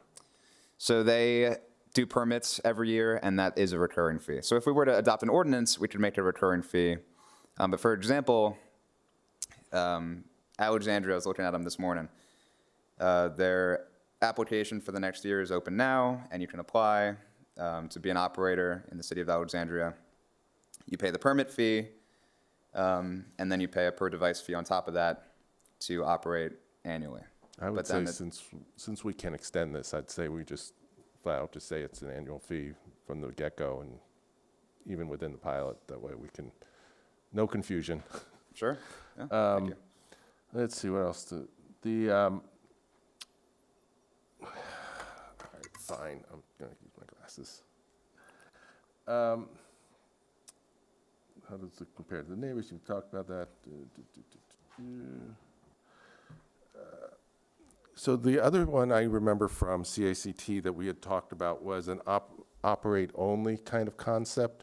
So with this, if one vendor comes in and takes up all 100 units, a permit for all 100, and the second operator wants to operate within the city so that they no longer have that hole in the middle, can we allow them to then operate with just the permit? Or, basically you're permitted, but you have 0 units, so by the end of the day, you kind of have to rebalance out of the city.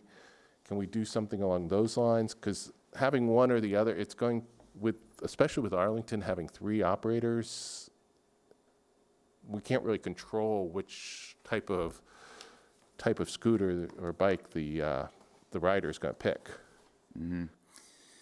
Yeah, we can explore that more technically, but just from a sort of practical perspective, as I considered it after that CACT meeting,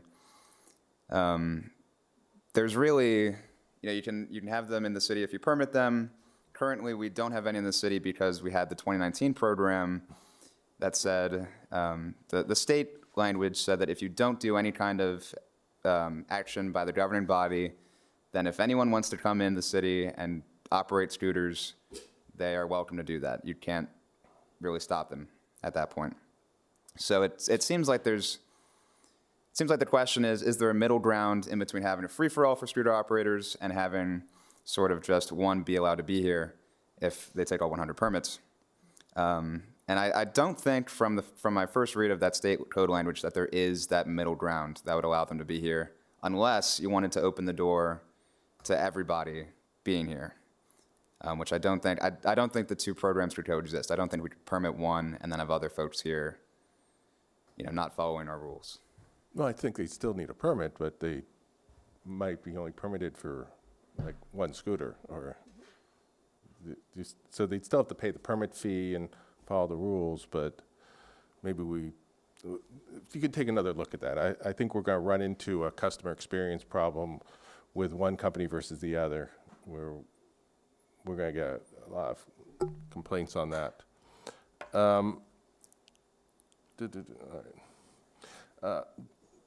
This one, I think I was looking at something, so it came up. Do you have any data on impaired riders, or it just popped into my head?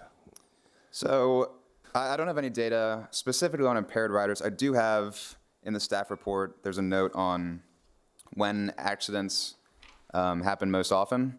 And I believe it was on Friday night, kind of at night, sort of, past 10, 11 p.m. Yeah. Which it wasn't directly connected to impaired driving at that point, but it's certainly possible that that's a factor. And another study that we put in the research section says that among some of the biggest contributors to crashes is alcohol impairing driving. So, yeah, it's happening. We just don't have the data. Now, you also, in the staff report, talked about exclusion areas. Can we designate exclusion, allow private or events in other areas to say you can't ride or take them in? In particular, I'm thinking about the farmer's market, just the idea of it. People walking through the farmer's market wheeling their scooters so they don't lose it. It's already crowded in there. That concerns me. Can we are we able to say this event space, the farmer's market where no dogs are allowed, but also you have to park and walk? Can we do ordinance? Can the farmer's market say that? Can other businesses say that, where you have to leave it outside of their activity area? Mm-hmm. Yeah, that's a great question. I know we can ask them to remove scooters from a certain area if we do have some kind of event, like a parade.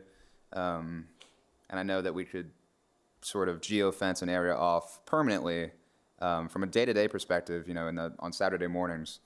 I'm not sure, so I'll have to do some research on that one. Thank you. That's a good point. And then last one is, my biggest question is, what's the benefit of doing a pilot versus going straight to ordinance? Talk us through that decision.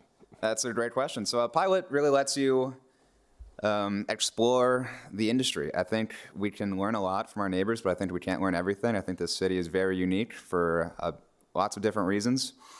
And you look at the other pilot programs, and for example, I think City of Fairfax had, 3 different phases of pilot programs that went from 2019 to 2024. So they are seeing things happen in their pilot program. They're making changes based on feedback, based on data reporting from the operators, based on public comments. And then instead of opening up the books and taking a look at the ordinance and making changes that way, which is a long administrative process, it's just a much more flexible way to see what works for us and then make the right decision after that. The short way of putting it is that we get scooters, but we don't have to keep them. If we have an ordinance, it becomes much more difficult to handle that administratively. And I remembered my very last one, which is looking at the schedule. I'm curious where the public comment is on that schedule, because we're going to get public comment. So it's designed to be a lean, efficient schedule to get this project rolling kind of within the first quarter. And we've got this work session scheduled, the work session on March 2nd, and then as it's written, the resolution on March 9th with CACT and ESC. In the middle of that, I'd be open to hearing recommendations about additional public outreach. And just to go backwards in time, I think we've had several conversations with some boards and commissions in the fall on this topic. Yeah, so we've been to ESC and CACT before, and those were identified as the two to go to. CACT as it's a transportation issue. ESC, it's in the energy plan, sort of specifically to reinvigorate the 2019 program, but always open for public outreach. Yeah, I think public comment is beyond the boards and commissions. We're going to get it, so. I mean, if the intent is a pilot period is to get feedback, then we would get feedback throughout the pilot period, right? Pilot doesn't mean we're going to definitely do it, but we're collecting feedback through the year. Yeah, I would agree. Okay, Aaron? Just on the public, yeah, I agree kind of on the pilot piece of it. And then maybe our planning director, since this isn't going to planning commission, but maybe you can just include it in your director's report as something that's coming up in case planning wants to submit any comments, but not have it as an item. That would be great. I'm like a recreational scooter user, so I like the idea of sort of having some scooter visibility here, but at the same time have concerns that you've addressed in the staff report just about proper usage, proper kind of disposal. It seems like, you have a lot of great research here, and so I would just ask maybe that if we do launch this, that you work with OCOM proactively about taking some of that data that we already have about, when do accidents happen, don't ride with a single hand, don't use your phone while you're riding, like be careful after dark, wear a helmet, right? Like get the messaging out at the same time we're launching the program as opposed to trying to catch up with the improper sort of usage or potential for accidents. And then around I guess you have in here, what the police would be doing versus what planning, I don't know what it is, planning and CPEDs as a department would be doing. But does the staff report reflect conversations with the police department about this? So it's not based on assumptions with what the police will or will not do, but this is reflective of actual conversations? Yeah, absolutely. So if you look at one of the last paragraphs in the staff report, we actually had Police Chief Fard look at the entire staff report, provide feedback, and then, so there it is, line 310, enforcement. The part about the police there was sort of taken from the 2019 version of this staff report, and then I ran it by Chief Fard, and he made a few minor changes, and that's what's reflected in the staff report today.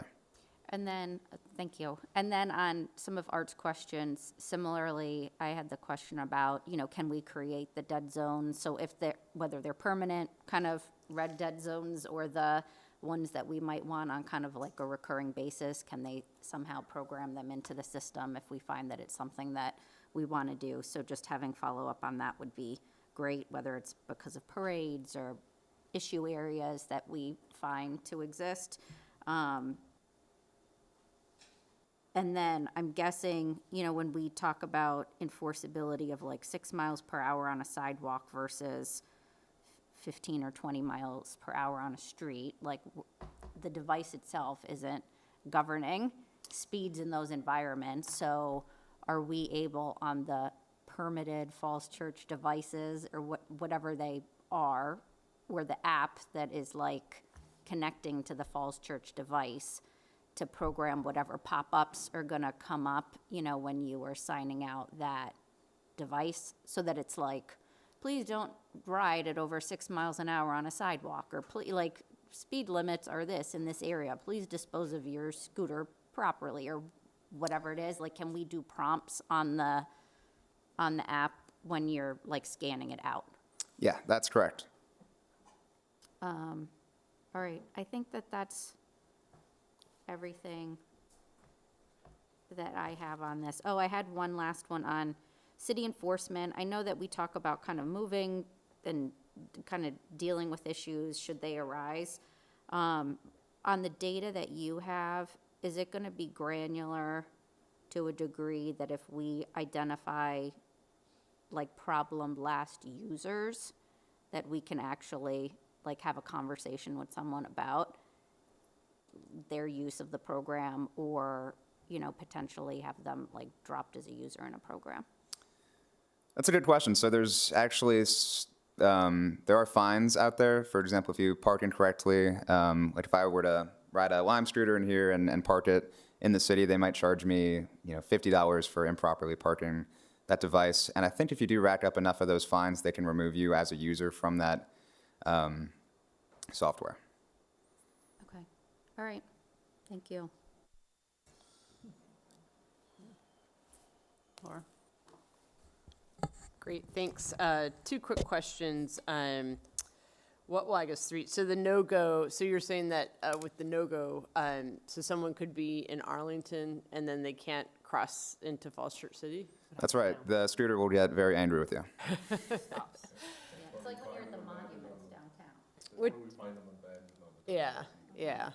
But, you know, that it's you know, when we talk about little city and wanting people come and do business and that sort of thing, you know, if someone's living right close, you know, a mile into Arlington and they can't get over to Falls Church to do, you know, whatever it is, go meet a friend at a restaurant or something, that's a shame. So I am in support of the pilot program. I am also in support of the 16-year-old age limit for independent riders, I think, because by that time, you know, most kids have gone through driver's ed and they're sort of understanding rules of the road and better. And so I think I would support that 16, you know, if, I know Erin rides with her son, but you know, if breaking rules when I do it. No, but you're with a No, I parent. know. I'm saying like, this is independent kid, you know, they should be, I think, 16 if they're by themselves without any parent.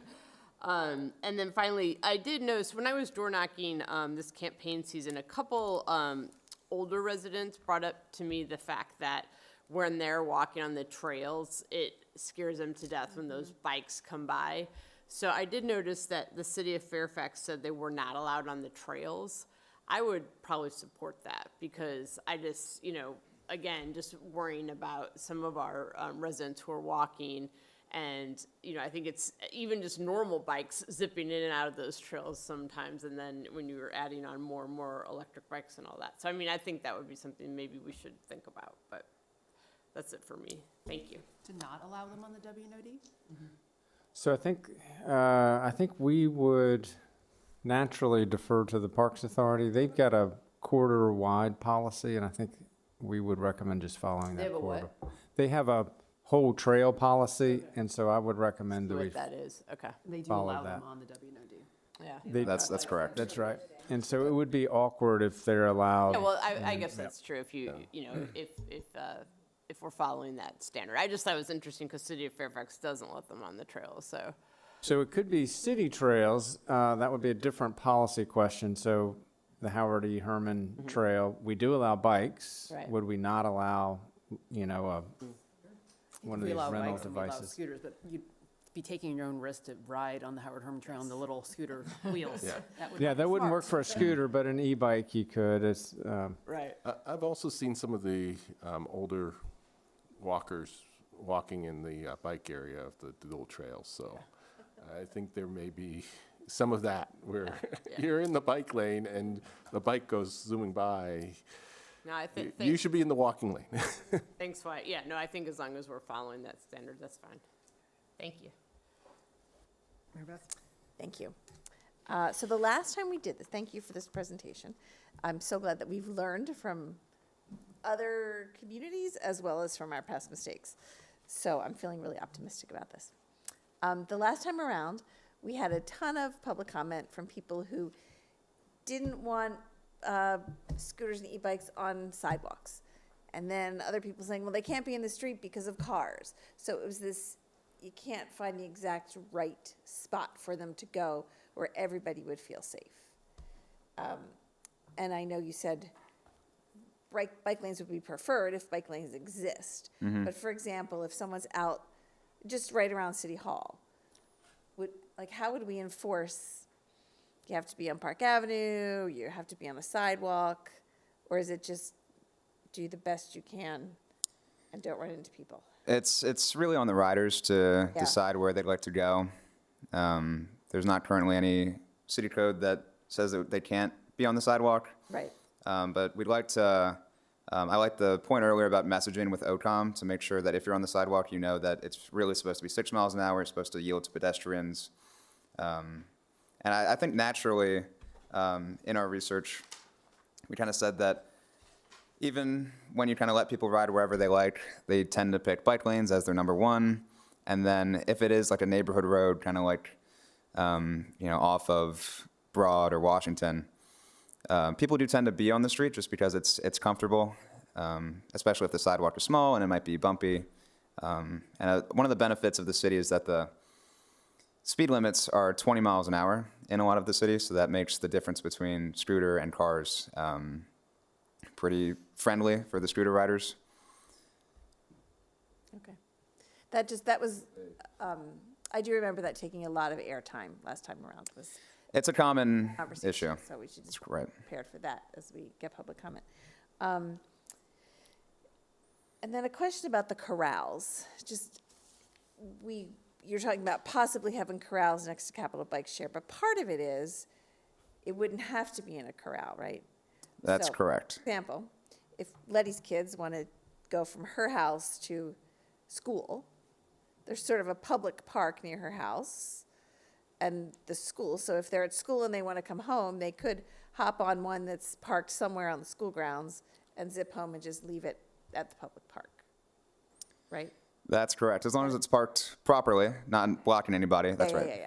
But they wouldn't have to, because I feel like if we're just doing corrals next to Capitol Bike Share, that really limits it to some specific places. But It this does, yeah. We'd be able to go all over the whole city. Okay. Yeah, we had this conversation at CACT as well. It's a great complement to Capitol Bike Share because there's all sorts of benefits to having the corrals for those, but you get sort of the other side of the coin when you have the dockless vehicles. So we think it kind of meshed well with the ecosystem we have here.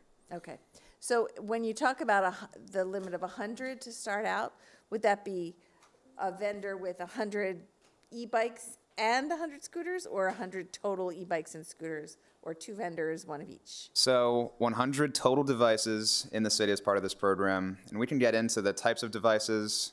I'd like to leave it to the operators as much as possible just because of lessons learned from 2019, although I would expect from previous conversations with the operators that it would likely be just 100 scooters. Okay. The e-bikes really aren't as popular. I think Alexandria has 100 out of their fleet is bikes, out of their fleet of 1,200. Arlington, I think, is under 25% is e-bikes. So if the fleet's this small, I wouldn't think that they'd bring e-bikes as well, but we sort of wrote the staff report and the language to be as open as possible. Okay.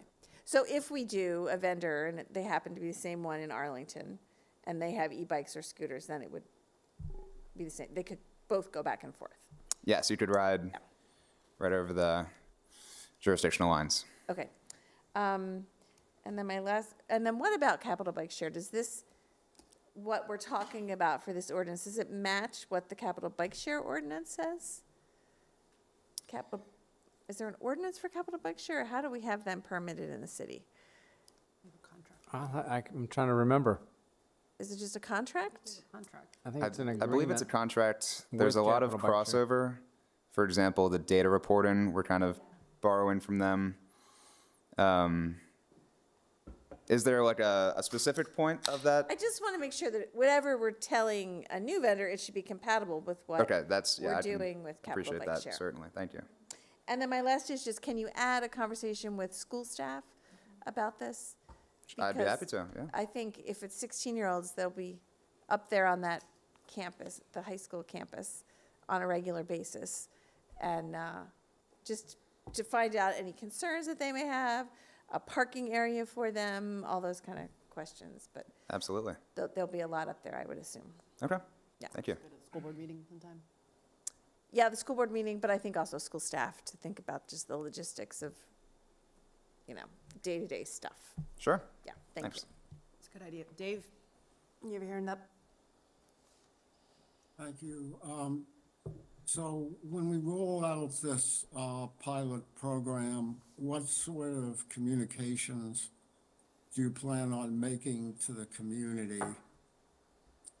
Part of what I'm reflecting is based upon the weekly crash reports, we're having enough difficulty with pedestrians, bikes, and cars, and now we're going to add this. What are we going to tell pedestrians now? They have to watch out for motorized bicycles on the sidewalks. And Mary Beth Conley's comments a few minutes ago were exactly right, based upon my recollection. We did get a lot of community sort of discussion along those lines. So what's the communications plan to let people know that there's going to be an entirely new range of vehicles added to the mix? And so we're already dealing with inadequate sidewalks in most places due to utility poles. So we're going to add, I'm just trying to figure out how we manage the potential conflicts where we've already got a pretty dicey system right now, and how we integrate these without causing a further deterioration. Sure, yeah, that's a great question. So I'd like to sort of use all of the channels available to us, including social media, the newsletter, the website. The police department recently put up some great information on the website about e-bike safety, where you can ride them, what the speed limits are, do you have to wear a helmet? And that went out in the newsletter, that went out on social media, and I think that was well received. I've read it a few times. Additionally, we'd like to ask the operators to sort of communicate with the community quite a bit. There's a question in the application that asks them what sort of community outreach events that they're going to do. Stuff like helmet giveaways and maybe some, rider passes, for a couple free rides. Something to really integrate them with the community, make sure they're well received. But the other thing I would add is that the technology itself is not new in the city. I've seen a number of personal e-scooters kind of driving around the city, so I think that a lot of people have at least seen a few. There's obviously going to be quite a bit more with this program, and they'll look different because they've got, the different branding and they're in different spaces.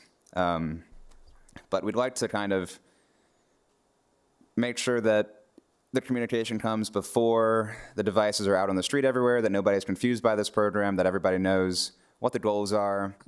And then part of it being a pilot also, I think people who might be spooked by these devices initially might find a little comfort in the idea that it's a pilot and their voice can be heard if they make a public comment about these devices. Okay, thank you. Sure. Justine? Just want to say thank you for all of this. A lot of my questions have already been answered. Just a few comments and then a couple questions. I do like the fact that a lot of the standards that we have are being modeled after Arlington, especially because most of the scooter users, at least the ones that I see parked, are right on the Arlington border. So I appreciate that there's a lot of consistency there. For the permit application, that would be something that staff, so we might have one or two scooter companies apply, and then staff would make the final determination as to which one to go with. Yes, and in the staff report, there's some criteria that kind of clearly lays out what we're looking for in an application. And that was also based from the 2019 project, and I thought it was appropriate to maintain most of that. Okay. And so then, in terms of the rebalancing points, we had talked about corral areas for, would we be giving these scooter companies directions to, when they do rebalancing, to put bikes in certain locations and keep them in those locations? And then do we have discretion to change those locations? So I think it's a working relationship with the operator. So we, as part of the application process, ask them for their operational plan, which would include, potential areas that they'd like to put the scooters. We can say we'd like them to be here, and then it's also in their best interest to make money, to have them sort of spread out in these opportune areas that are kind of near hubs where people can access them and get connected to kind of other hubs of the city. So I think with the combination of our relationship as well as kind of the natural forces, that rebalancing tends to work itself out. Okay. I just wanted to plus one. I'm glad to see that we would get some data information. I think learning about where trips start and stop. The capital bike share data is somewhat limited because it has to be at a dock oftentimes, but with the scooter, understanding where people are making trips from is really useful information. And then I guess my final note is that I think, to Art's point about like not having these scooters going through the farmer's market or wherever else, I do think that's something that could be a city policy that we enact afterwards if we notice that there are problem areas. And so like we say, there are no dogs in certain places. I think it doesn't necessarily have to be in the ordinance. That could be the farmer's market policy or a trail policy or whatever else. And just, I will say, as somebody who has an e-bike, I bike on the sidewalk a lot of times because I don't feel safe biking in the street. But I'm going, and what not everybody is super courteous, but usually if I'm ever on the sidewalk, I'm going at 4 miles an hour or something super slow, especially if there are pedestrians present. So I do think that a lot of people, especially in Falls Church, are very courteous and understanding when using the sidewalk for the most part. So I'm optimistic. Again, not everybody behaves appropriately, so we will probably hear some complaints. But I do think that people do understand when using the sidewalk, you need to go slowly. Thank you. Thank you. Okay, thank you very much, Kurt. Just to wrap up, I think like my colleagues, I'm optimistic that this time around will go better. I think the benefit of being not a fast follower, a late follower, is that we have 6 years of kind of like culturally adjustment to this. It's no longer the Wild West. I remember when we were dealing with this in 2019, people were very apprehensive because it was kind of like the Wild West where we'd seen them operate in Arlington and DC, and I think things have settled down between, obviously, people seeing them out in other communities, people getting private scooters, like you said, they won't be brand new to us, so I'm hopeful that we'll learn from that. 2 main comments. One, I think building off of what's been talked about, like sidewalks versus using the street, I think as we roll out the communication, it's important to distinguish between what is required and permitted behavior and what is courteous behavior. So even if sidewalks are permitted, I think be able to express that, hey, we prefer you actually being on the street, but if you don't feel safe, we do allow them on the sidewalks, so differentiating between that. Helmets is another one. You technically don't need a helmet if you're older, but we really recommend it. So like, again, separating the two between what's required versus what we think is good best practice, I think would be great messaging from the city. I think OCOM can certainly make it really fun. They've had a good track record of making fun videos and educational things, so I look forward to that. Second, from an economic development perspective, I've seen scooters be really successful in that first and last mile connection. So it'd be great for us to think strategically about where we want to target usage of them, as well as kind of recommend, like, I don't know, because the market will respond accordingly. But for example, I've heard that Eden Center at East Falls Church has been a challenge, getting people to go up Roosevelt. And so that seems right for an area like scooters, especially knowing that people may not want to use an e-bike necessarily. The WNOD is one where we see lots of abandoned scooters. So there may be other areas like that to connect from business areas to where people need that last bit of connection. So it would encourage staff to think about where those might be helpful, not only for transportation and mode shift, but also for economic development reasons. Great, yeah, thank you. Okay, well, we look forward to the next steps on this. Thank you. Excellent, thank you very much. Nice work. Thanks. Okay, we are halfway through, and at 9:50, 6:40 or so. Do people want a break before the next 3 items or power through a bit? You'll need a bio break or? One thought was we could go through these next 2 and then maybe take a break there at that point. Okay. Yeah, let the staff go home. All right. All right, so we have our Public Works Director, Amanda Brain, and Andy Young here. The purpose is to touch base with council kind of briefly on the east-west bike connection because we want to very quickly engage with the homeowners associations. We want the city council to be aware of what we're talking about with them. And so, Amanda, I'll turn it over to you. Sure. Good evening, everyone. Thanks for having us. So you have it up there. Great. So hopefully this should be a fairly brief update. So the East-West Pedestrian and Bicycle Connection Project update. So the Bicycle Master Plan, which was approved by City Council in January 2025, a year ago, the top priority segment of the bike network to implement was this one, officially the East-West Pedestrian and Bicycle Connection between the W and OD Trail and the secondary school campus. Now, generally, one end of this is at West End Park towards Falls Avenue, may include Sharrows along Falls Avenue, Offutt Drive, and Birch Street, and then a multi-purpose path connecting Birch Avenue and Haycock Road. So generally, the secondary school campus and the trail and that east-west connection. And so during the Bicycle Master Plan process, just before I got to the city, there was a lot of community engagement, I should say, but in particular, there were some preliminary site visits in the summer of 2024 with representatives of the Falls Plaza Condo Association and the Gates of West Falls Condo Association. So those are those 2 condos associations that are closest to Haycock Road and the segment where potentially the trail might go in an east-west direction. So there were some exploratory conversations. I'll also note the Gates of West Falls is mostly in Fairfax County, and the Falls Plaza is in the city. There were then follow-up site visits with the condo associations in December of 2024 to provide additional feedback and discussion.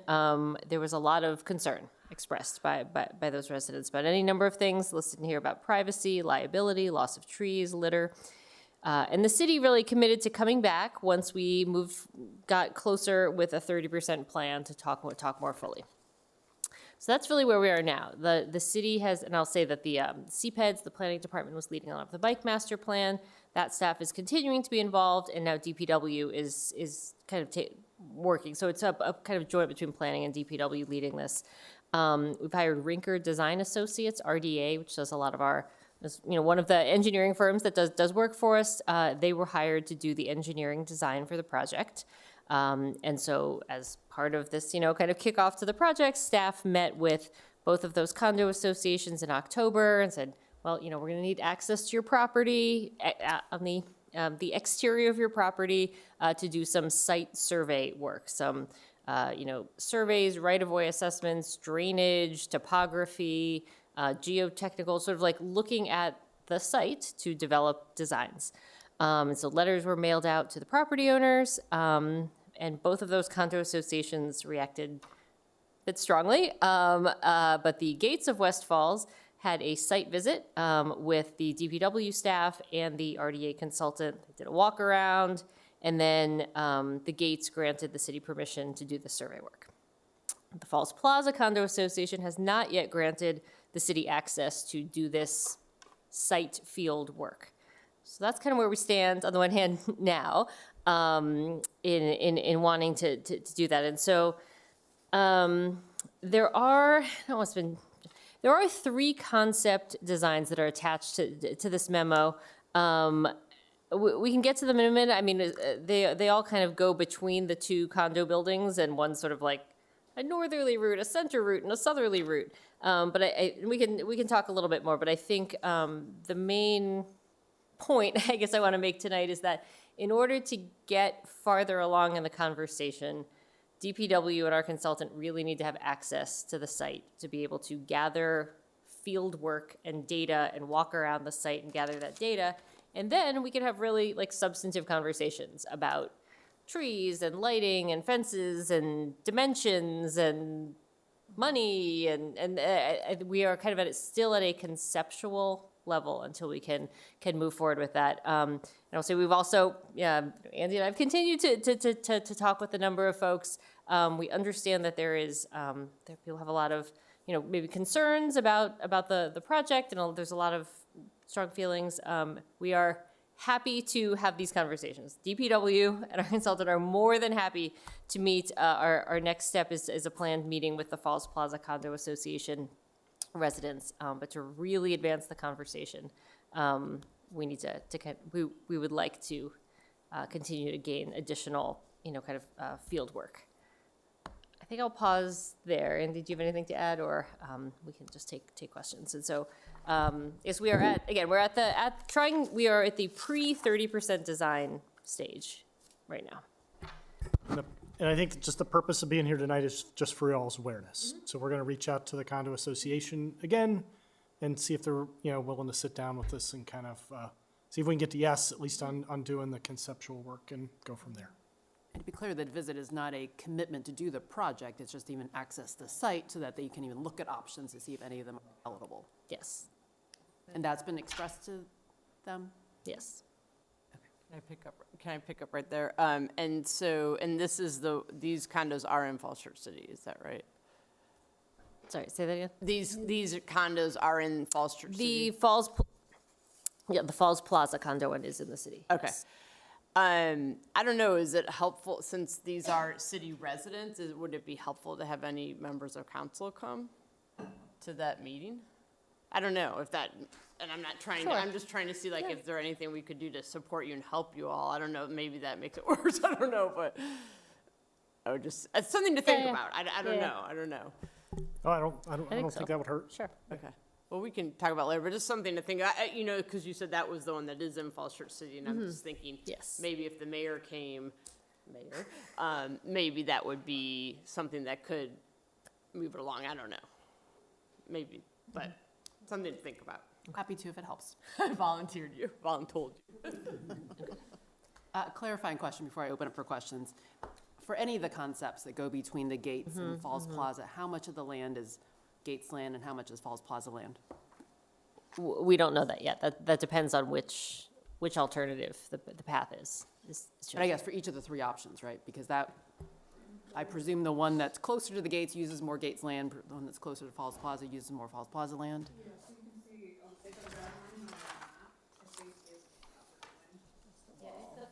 Is that, I didn't think that was. Existing wall. It's a fence, it's not property line. And again, I think that's partly why additional survey data will be helpful to clarify exactly where those right-of-way lines are. And there's a lot of topography in one of those areas too, that one route could be. Yeah, if we assume the fence is property line, then, for example, this option is mostly on the Gates property, right? And I think our sense is so of the, we kind of sketched out three options. The Gates of West Falls is less enthusiastic about this one. Falls Plaza is going to be less enthusiastic or very much not enthusiastic about option 3. And so splitting the baby with option 2, it's more difficult and and is more work, but it might kind of balance the two, right? And so, what's not easy to see on this is option 2, this one on the screen right now. There's really pretty significant grade for that last 50 yards to get to Haycock Road. And so that will require kind of an excavation of a hill to get the trail down to the grade of Haycock Road. And is the end of it in the city, or where's the Fairfax line there? So, under this version, I believe sort of the last little bit is in Fairfax County. And that also, I think, is worthy of some consideration. Now, a survey would confirm that, but just based on our own GIS mapping, it's the last 20 yards or so would be in Fairfax County under version 2. Am I misspeaking on that? Or is it, I think that you know better than me. Now, version 3 would be entirely in the city, so that's kind of one other thing to think about since we started with questions, Mary Beth? I just want to quickly say, the gates of West Falls, there are some houses there on the edge that are in the city, right? Yes, Yeah. that's right. The ones that would be the most affected by it are in the city, but the edge of the property. Yeah, Right, some of the Gates residents are city residents, that's yeah. right. That's news. Who knew? Right, it's like that inner corner there that sort of faces. So, and this is also probably not even close to 30% design, but how wide of an area are you envisioning? Does it say? Is it like, Actually, this is a 10-foot paved shared use path, is what we're showing. so then there'd also have to be some non-paved area that also we have an easement for? Again, go ahead. I was saying, I think that's again part of like the Part of next, what the we're next step figuring in the out. Okay. challenge is like, do Okay. we have landscaping? Do we have lighting? Do we have fencing? Do we have, all of those things are to be determined. Right, okay. And then there are other single-family residences too, between Offutt and the Gates. And I know we talked to them when we were building this plan. But can you also just make sure you're in touch with them as well? Yes, To we make need sure to make that sure we're in touch with them, those They're- who they live on remain Birch comfortable Street because they there. were comfortable with the plan originally, but let's make Yes, sure they the Birch remain Street so. residents, yep. Yeah. Art, do you have questions? I'm just going to go around again. All right. Yes, I do have some questions. First off, just a comment, looking at, on Apple Maps, it looks like there's significant tree canopy along these routes, so I guess that's another piece of it that you have to figure out is the impact on tree canopy. But a couple comments on the general east-west, just to get them out there. One is, I saw you talked with the residents and along the path. It would be good to talk to the expected users, so I would suggest having a town hall or something with the high school students, because we want to make sure this is, if we're going to spend however $1 million, a couple $1 million, that we're going to build something that they'll actually use. So I think that's pretty important. Right.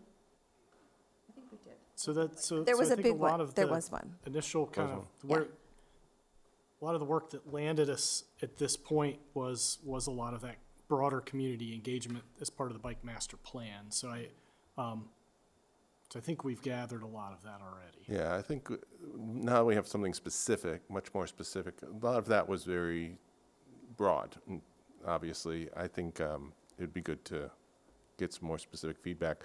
Plus, the kids who would be involved are totally different now. And then the other piece is, this talked about this portion of the route. I'm not that clear how we get from, the path gets from East Falls Park to Falls Drive, because you've got that gravel parking lot and so forth. And obviously, it's like this, we just have to figure it out, but I'm not clear what's happening there. So that's also part of this current scope that RDA is looking at. They're doing survey work over there in that portion of the project, and they will be developing 30% plans that then when we have those, we can share and discuss with everybody. So we haven't developed that yet. Okay, I'm kind of jumping Part of ahead it then. goes through Reckin Park there, right, by West End Park?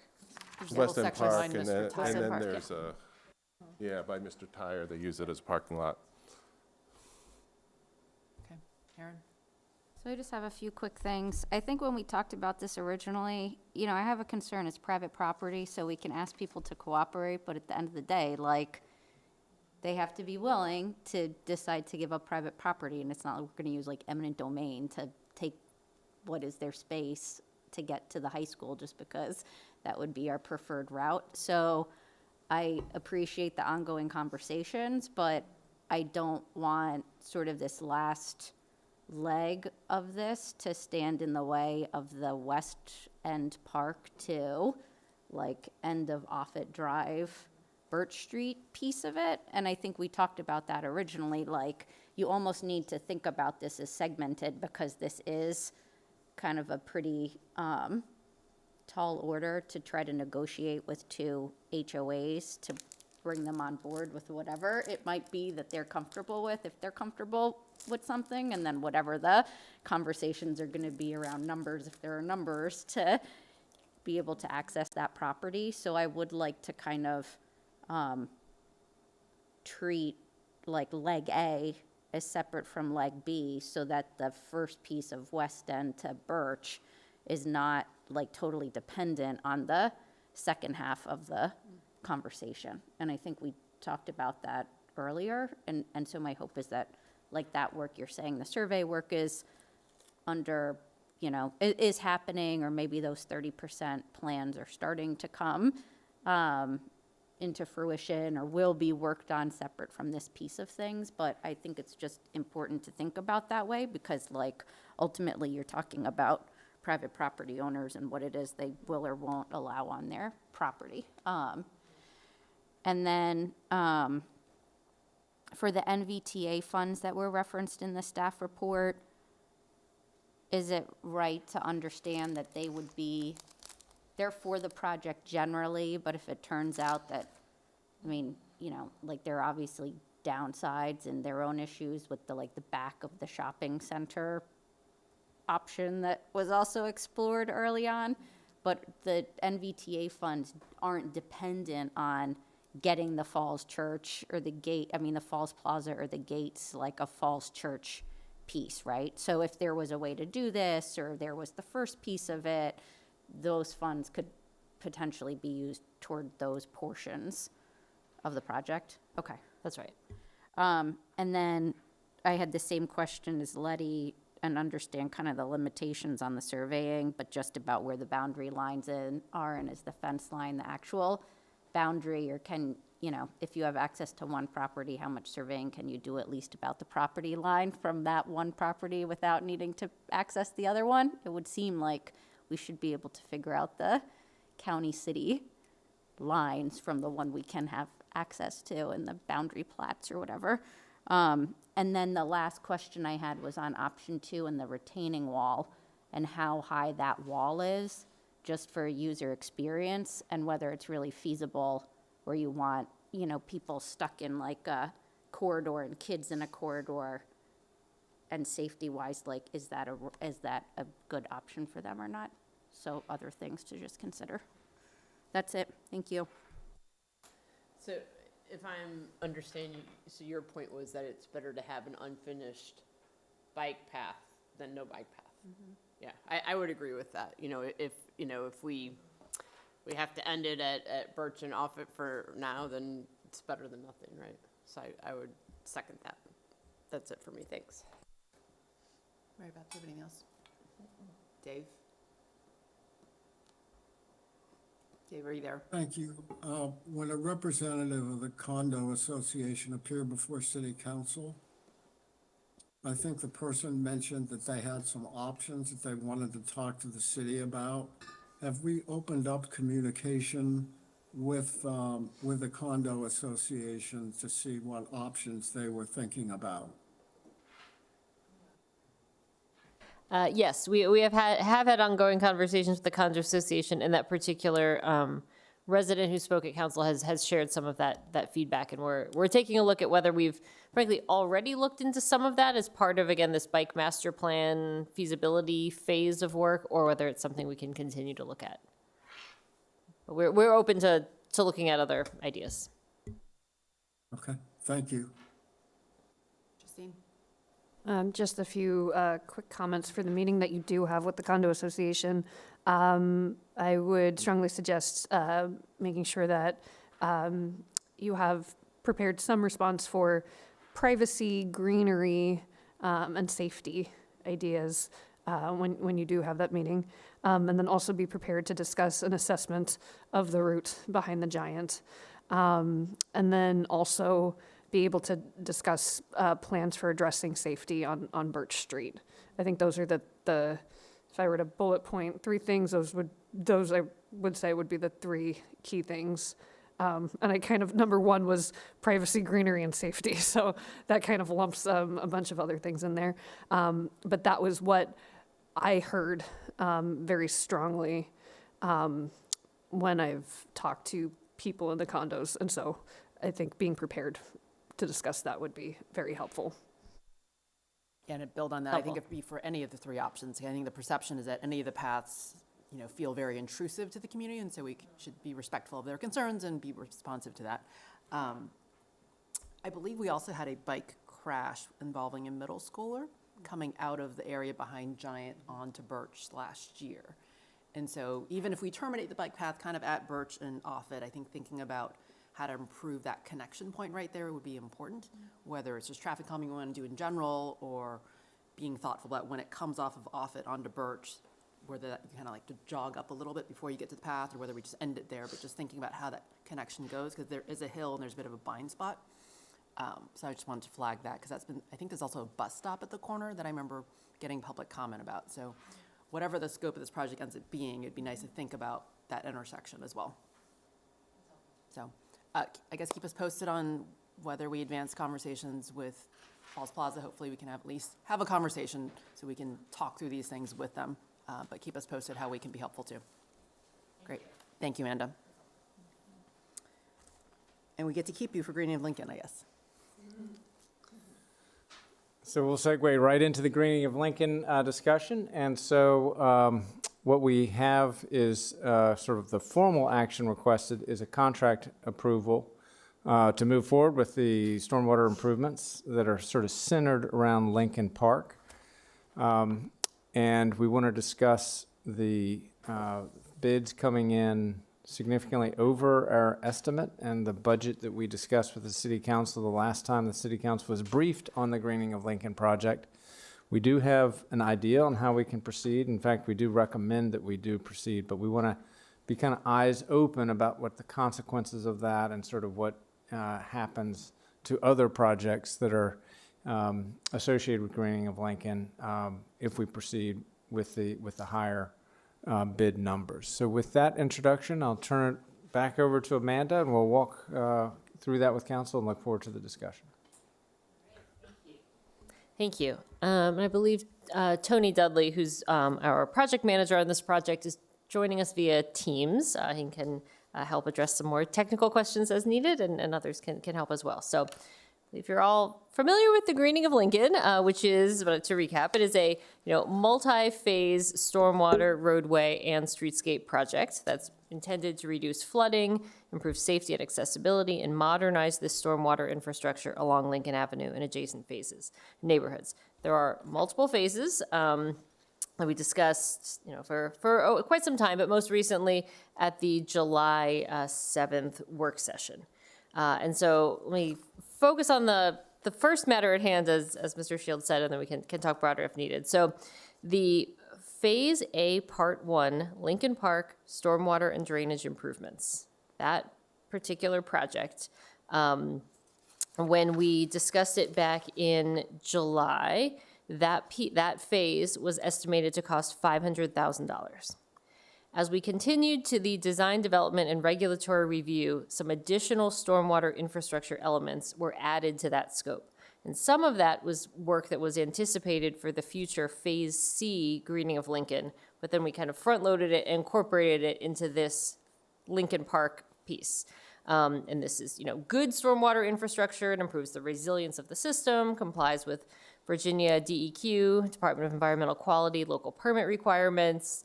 It's a really good project, really good for stormwater. It did increase the construction cost as we kind of also front-loaded some of those items rather than saving them for later. And so the engineer's revised estimate for Phase A, Part 1, Lincoln Park was $2.1 million. Okay.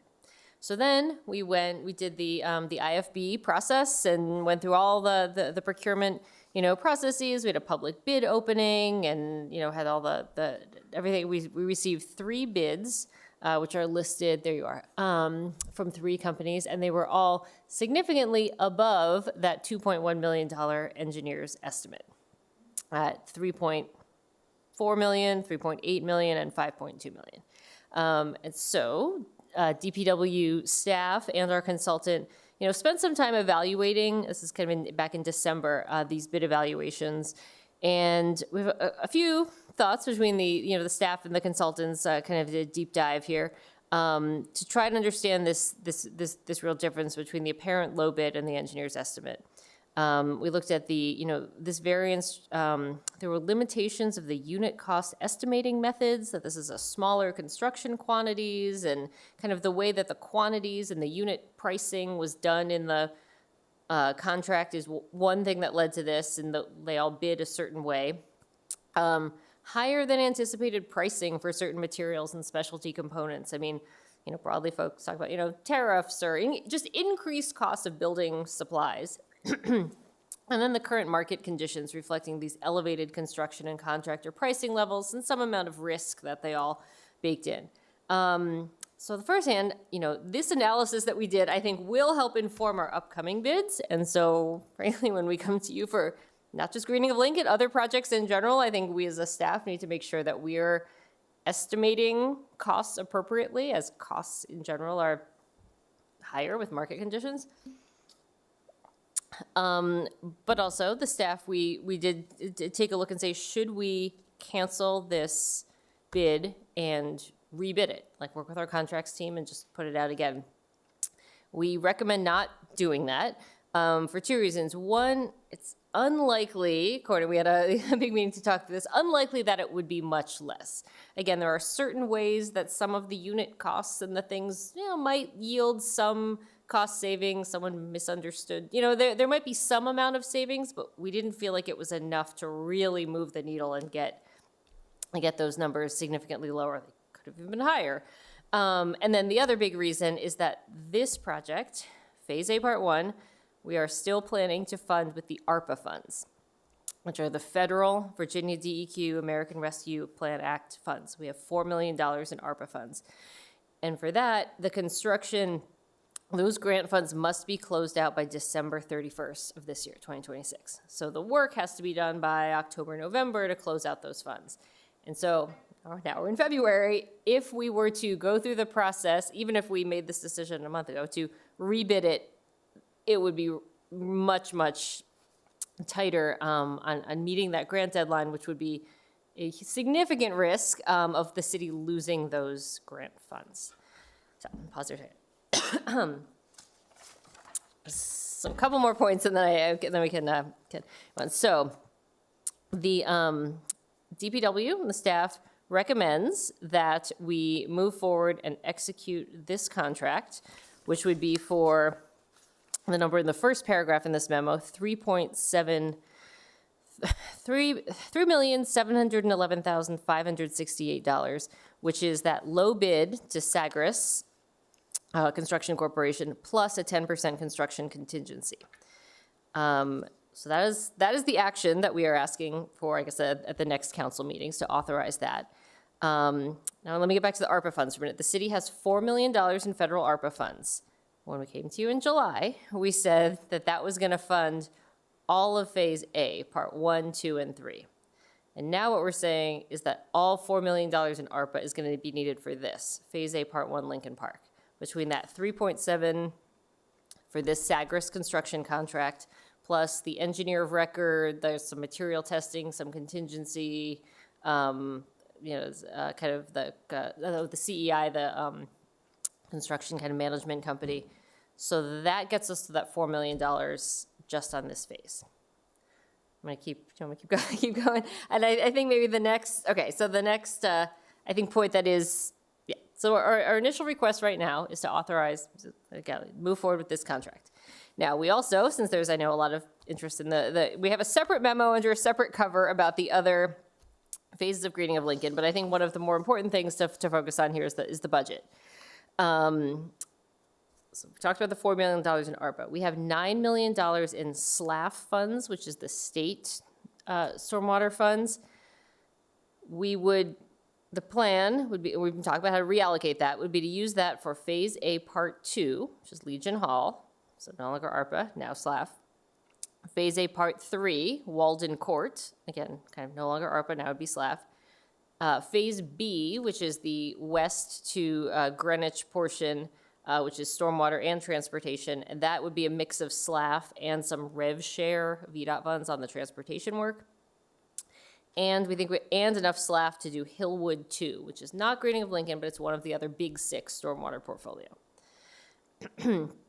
So then what falls out, if we have very limited funds, what falls out of that is Greening of Lincoln phases C and D, which we talked about last July. At that time, last July, we said those were unfunded. And now what we're going to be proposing when we come back with the CIP formulation in a month or so is that those are on the 10-year outlook for the CIP, and we would look to find additional VDOT funds. And then the other 2 projects, Sharrow and Harrison Branch, which are part of the Big 6 stormwater portfolio, would be moved out of this SLAF bucket and into the CIP bucket. I think I should probably pause there. I kind of got through a lot of things, and some of you are more familiar than others than some of these ins and outs of the funding. So I think I'll pause there. And why do you have anything else you're going to add right now? And then I'm happy to dig down on any particular items. Kind of the bottom line consequence is the Harrison Branch project and the Sharrow project go from, we had them funded with the SLAF money, now they become unfunded until we have either get additional grants or have a discussion with the city council, which is the conversation we had about 8 years ago of funding the Big 6 with rate increases to pay for them locally. That's kind of what the bottom line consequence is for those 2 projects. So the consequence from July was that we were going to split Greening of Lincoln up, and now we have phase C and D that was unfunded. And then as a result of the bids coming in more, now we're saying Harrison and Sharrow are also going to be unfunded if we're going to try to use all the money that was appropriated to them to finish Greening of Lincoln, or at least finish half of Greening of Lincoln. Correct. Can you just remind, where is Harrison and Sharrow? So Harrison is the stretch from Columbia down to the 4-mile run. So it goes through the very end of East Jefferson cul-de-sac. So that's an area where we have had recurring flooding. And then Sharrow is, that is the connection from North Virginia to the Trips Run. I think that project has kind of evolved. We refer to it as Sharrow, but we've determined that the higher need was on, South Virginia to connect to Trips. South Virginia, yeah, South Virginia. Yep. Thank you, Tony. I said north. I meant to say south. Is this, Cindy, remember we got $9 million from Senator Saslaw from the state? Is that included? That's the SLAF Is money that the SLAF Amanda's money that I'm referring talking to. about? That's how Yes. it funneled to us. But that specified certain branches, or did we get that removed? It specifies certain branches, but we did get it expanded to be what at that time we knew were the projects to be. Just want to make sure we don't have a new issue again, having to get it. Please, not times 3 or 4. We have been in touch with Virginia DEQ, just tentatively letting them know kind of what our issues are, and they are awaiting our path forward once we've spoken to you. Okay. Okay, questions on Greening of Lincoln or comments? Can you just go over the timeline again? C and D would be 2032? Yes. Yes. And that's Greenwich to Meridian and Meridian to Yucatan. Yes, correct.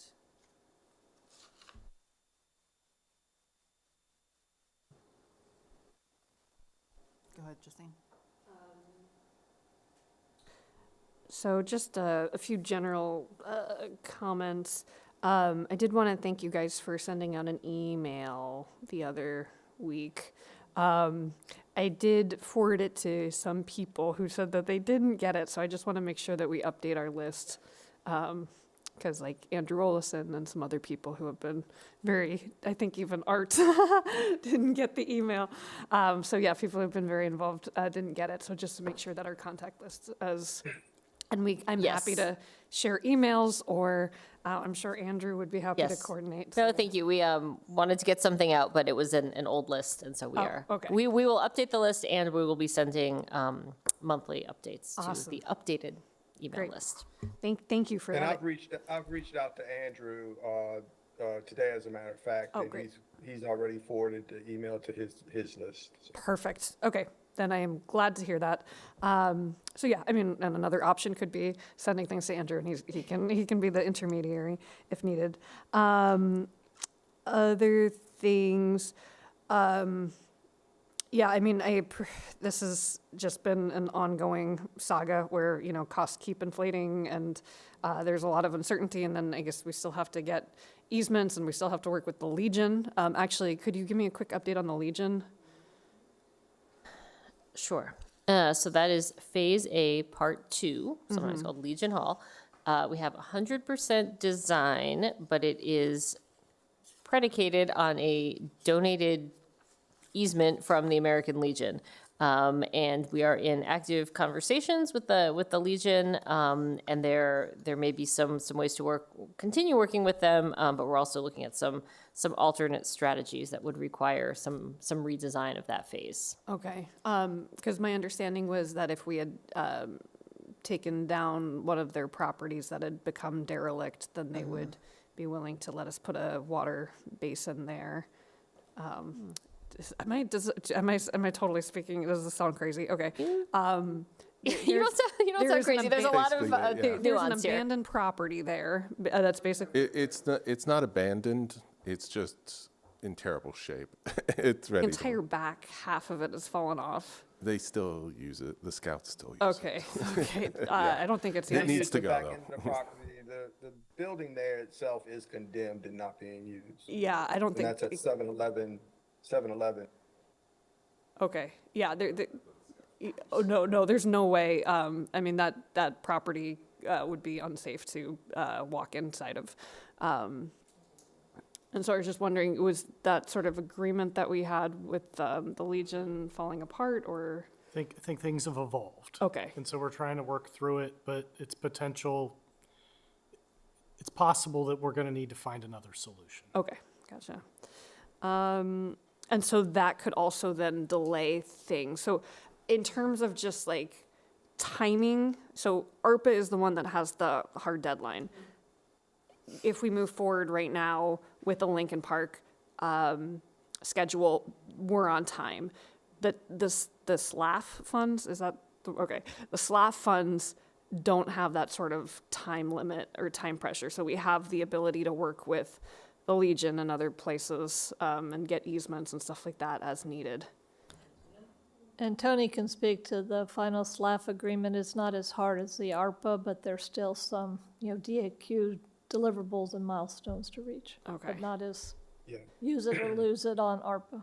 In terms, That's correct. Gotcha. That's correct. Okay, that's helpful. I appreciate, I would call it creativity that you guys have used to sort of make every puzzle piece work together, because even just listening to you relay all the changes, it's a lot. And then in terms of we had talked in November about the tactical, so not phase C and D, but tactical solutions. Like, how would that fit into all of this? Right, yeah. I think you're talking about the Safe Streets, Yeah, the Safe Streets project, we're still planning to move forward on that. The initial thinking was that that would be the kind of interim improvement on phases C and D, since the formal wouldn't happen till later. Our current plan is to install that in the fall of this year after Lincoln Park is built. Okay. So Phase A, Part 1, Lincoln Park stormwater would be completed in approximately October, and then we would begin the Safe Streets work on that Phase C and D section, which includes the Great Falls Lincoln intersection, which is why that part has to happen subsequently. Okay. And I guess the thing that I keep getting asked about is, I mean, I guess obviously Phase C and D might change in the next 10 years, but getting the Safe Streets to more so mirror Phase C and D such that we know we get used to the sort of the soft or temporary example before putting in hard solutions. And I would also say with the snow that we have, we've seen some really great bump outs and I guess street narrowing and other things like that. And so, yeah, I guess, is there is the Safe Streets plan like absolutely set, or is there any consideration of trying to incorporate more of the C&D design into it? Yeah, I think we can continue having some conversations on, Okay. on what that looks like. I know there was a Okay. question about the median and the. Yeah, right. Yeah. Okay.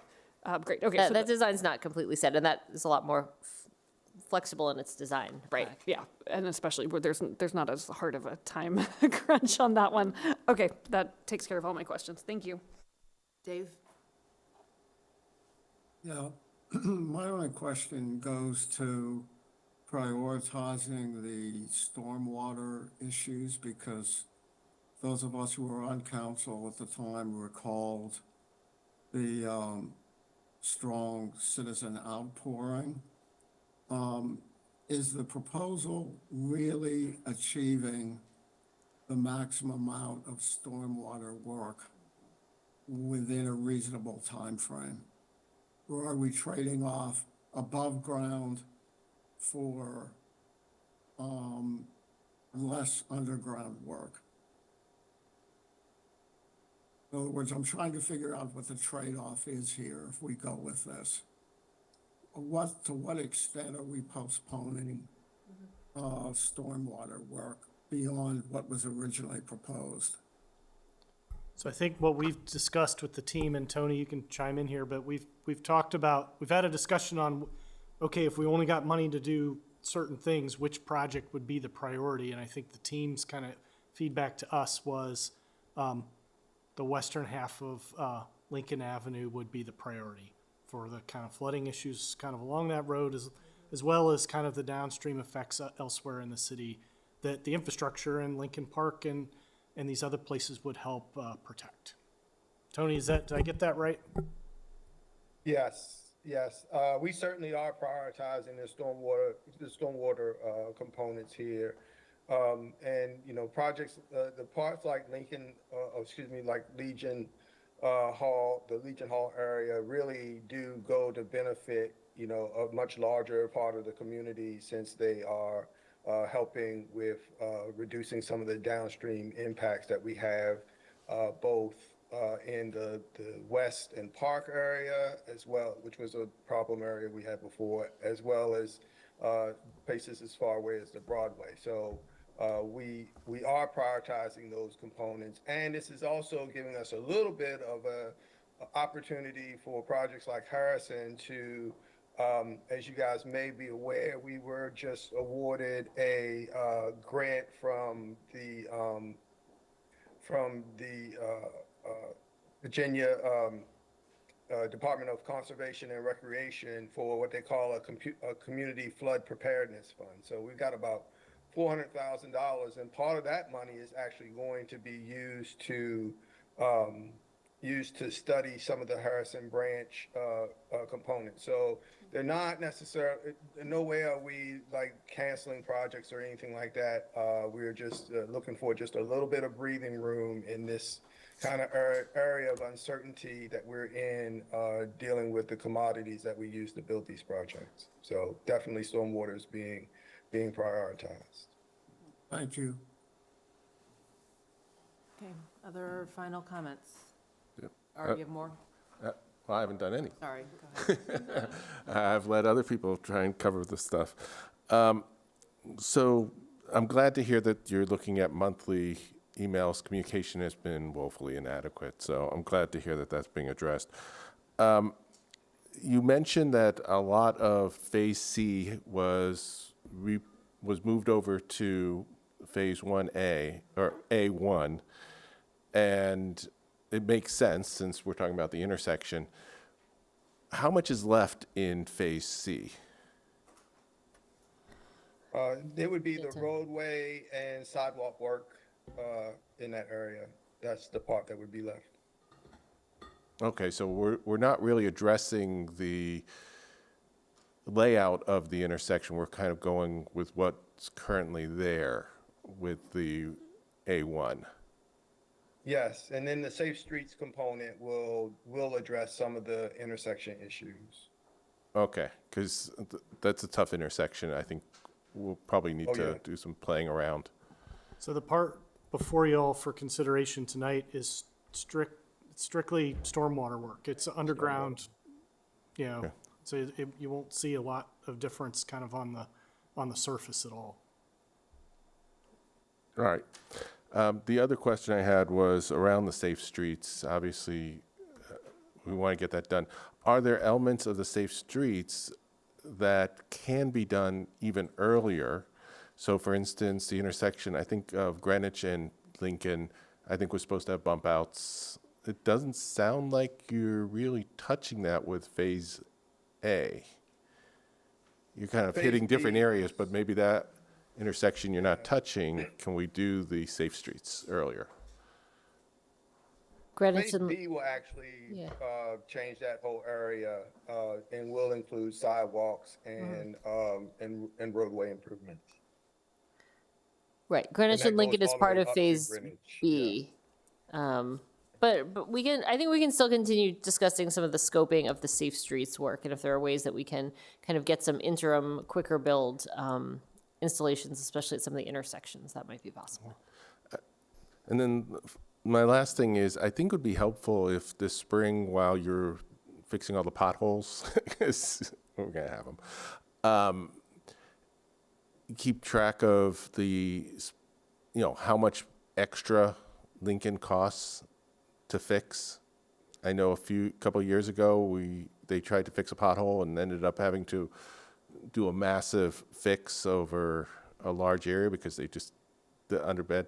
I think it'd be good if we start tracking how much maintenance we're spending on Lincoln to get a better idea of, you know, is this getting worse? How much is it getting worse? Because I know that was a major piece with B, C, and D was the roadbed. Lincoln's roadbed is old. It's the only way to call it. That was it. Being very careful. Erin, did you have? I mean, I can do it quickly, but I guess my concern is just on the cost estimates, right? I mean, we were at 500,000, we went to 2.1, we're ending up at 3.3 without a 10% contingency. I mean, the work has to be done by the end of the year, so hopefully we're not gonna run into like cost overruns. And my hope is that on cost like unit estimates that maybe they're saying, oh, well, it's a small project, so it costs more. And it's like, well, we know you're all spending ARPA funds. Like everyone has to get their projects done, and hopefully some of the materials are getting rolled into other projects that may not be Falls Church projects, like, but that they're estimating in that way, but that we may not get the overrun we see ultimately and can keep it on budget.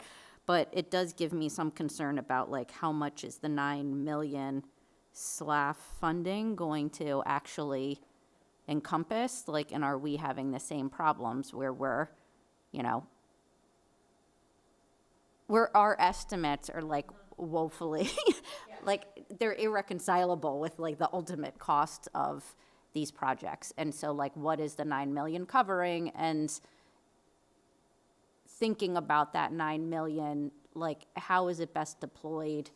Is it best deployed as part of this project if you are rerunning cost estimates, or is that 9 million potentially better deployed elsewhere, depending on what those other projects might cost and whether the overruns or the unit grouping or whatever it was that was the issue is as much of an issue. So I guess I get the ARPA funding. I don't want to lose $4 million of what we started at like 18. It's a big chunk of ARPA funding not to get. But I would like a little bit more work on just like the confidence in the 9 million, and is it right to sort of move that 9 million based on what the costs may be on Lincoln versus those other projects in time, if that makes sense. And then my only other comment was whether the 25 mile per hour like design standard that we're using for the sight lines is going to inhibit like tree planting in any sort of way. And I know we maybe changed parts of the plans, Tony, to get some more trees in there. And so just another thing to consider when kind of we know trees slow down cars. So that's it. Okay. I share that concern about, I think it's 7 times the cost, right? To go from 500,000 to 3.7 million. And so that's concerning for not just other stormwater projects, but everything else in the CIP coming up. Like, are we gonna look at numbers like that? And that would give me a lot of pause. I don't love that we can't fund Harrison and Sharrow. So while it's not a first in, first out model, we did commit to those as part of the Big Six projects back in 2019. So while they don't have a vocal advocacy like Greening of Lincoln, I would want us to make sure we have an objective look at what those projects would have done for stormwater abatement compared to finishing up the rest of Lincoln. From a fairness perspective, like even though we've got a very active project and we want to get Lincoln through, because we are taking money from Harrison and Sharrow that might have a overall bigger impact and maybe benefiting a bigger area or more people, I don't know what the answer is, but I want to make sure staff's done that analysis before we confirm and say, yes, we're going to take that SLAF money away from 2 projects that we committed to 6 years ago just to finish up Greening Lincoln. So that's, I guess, I assume staff has kind of done that analysis and make that recommendation, but I guess I would like that confirmation because I imagine that the people living near Harrison and Sharrow would expect that before we make that call. While we're on money, given that we are hoping the Safe Streets quick build tactical thing that goes from Greenwich to Yucatan takes care of the transportation concerns of Greening of Lincoln, do we have enough funding, I guess, to do that as well? Or is that something that you're going to need new appropriations for? No, I believe we're going to use some NTC, neighborhood traffic calming, and there's a small amount of other local capital funds for that. Okay. Well, thank you. I think overall this has been a hairy and complicated project, so we appreciate that you're trying to spend the ARPA dollars, quickly by the end of the year and trying to balance the neighborhood concerns, and we've given you lots and lots of feedback, and so trying to make the best of a hard situation. So thank you for being flexible. Great. Well, we appreciate that. Thank you. And we will, we're thinking through all of these funding sources and scope challenges, and we will keep everybody up to date. So thank you. Thank you. So now we're taking a break because we're at 10:30. All right. Let's take a 10-minute break to 10:40. That's okay. We're only an hour behind. That's actually. Oh, we're only an hour behind?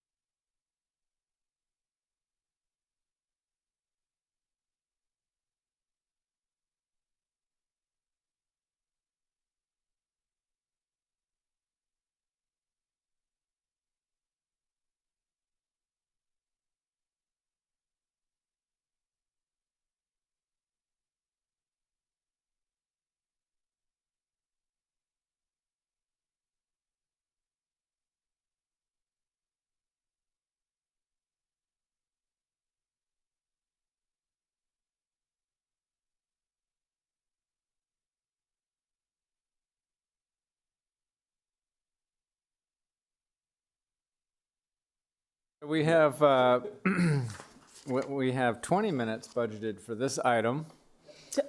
It might not take that long. Already an hour and 40 minutes right. over, aren't we?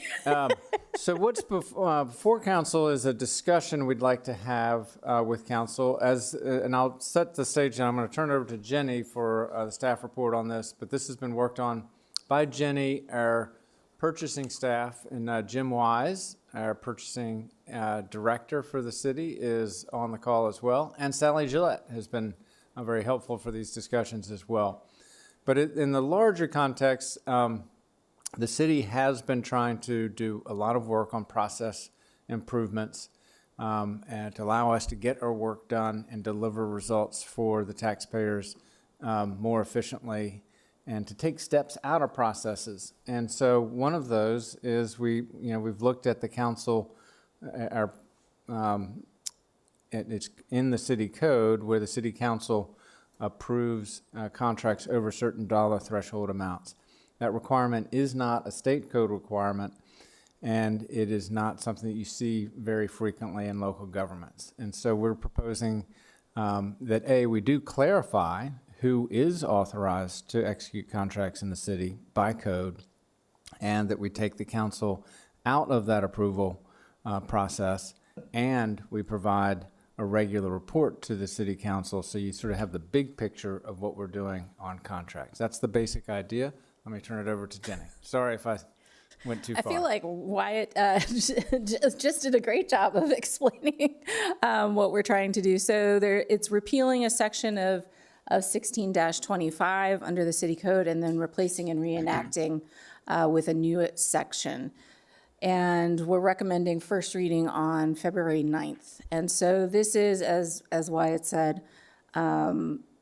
looking at efficiency and consistency with this process while ensuring that council is still involved and can track expenditures as well. So the portion that we're replacing, the current code states, and I think it's up there on the screen, that no contract for professional services that exceeds $60,000 or any other contract that exceeds $100,000 shall be awarded without city council approval.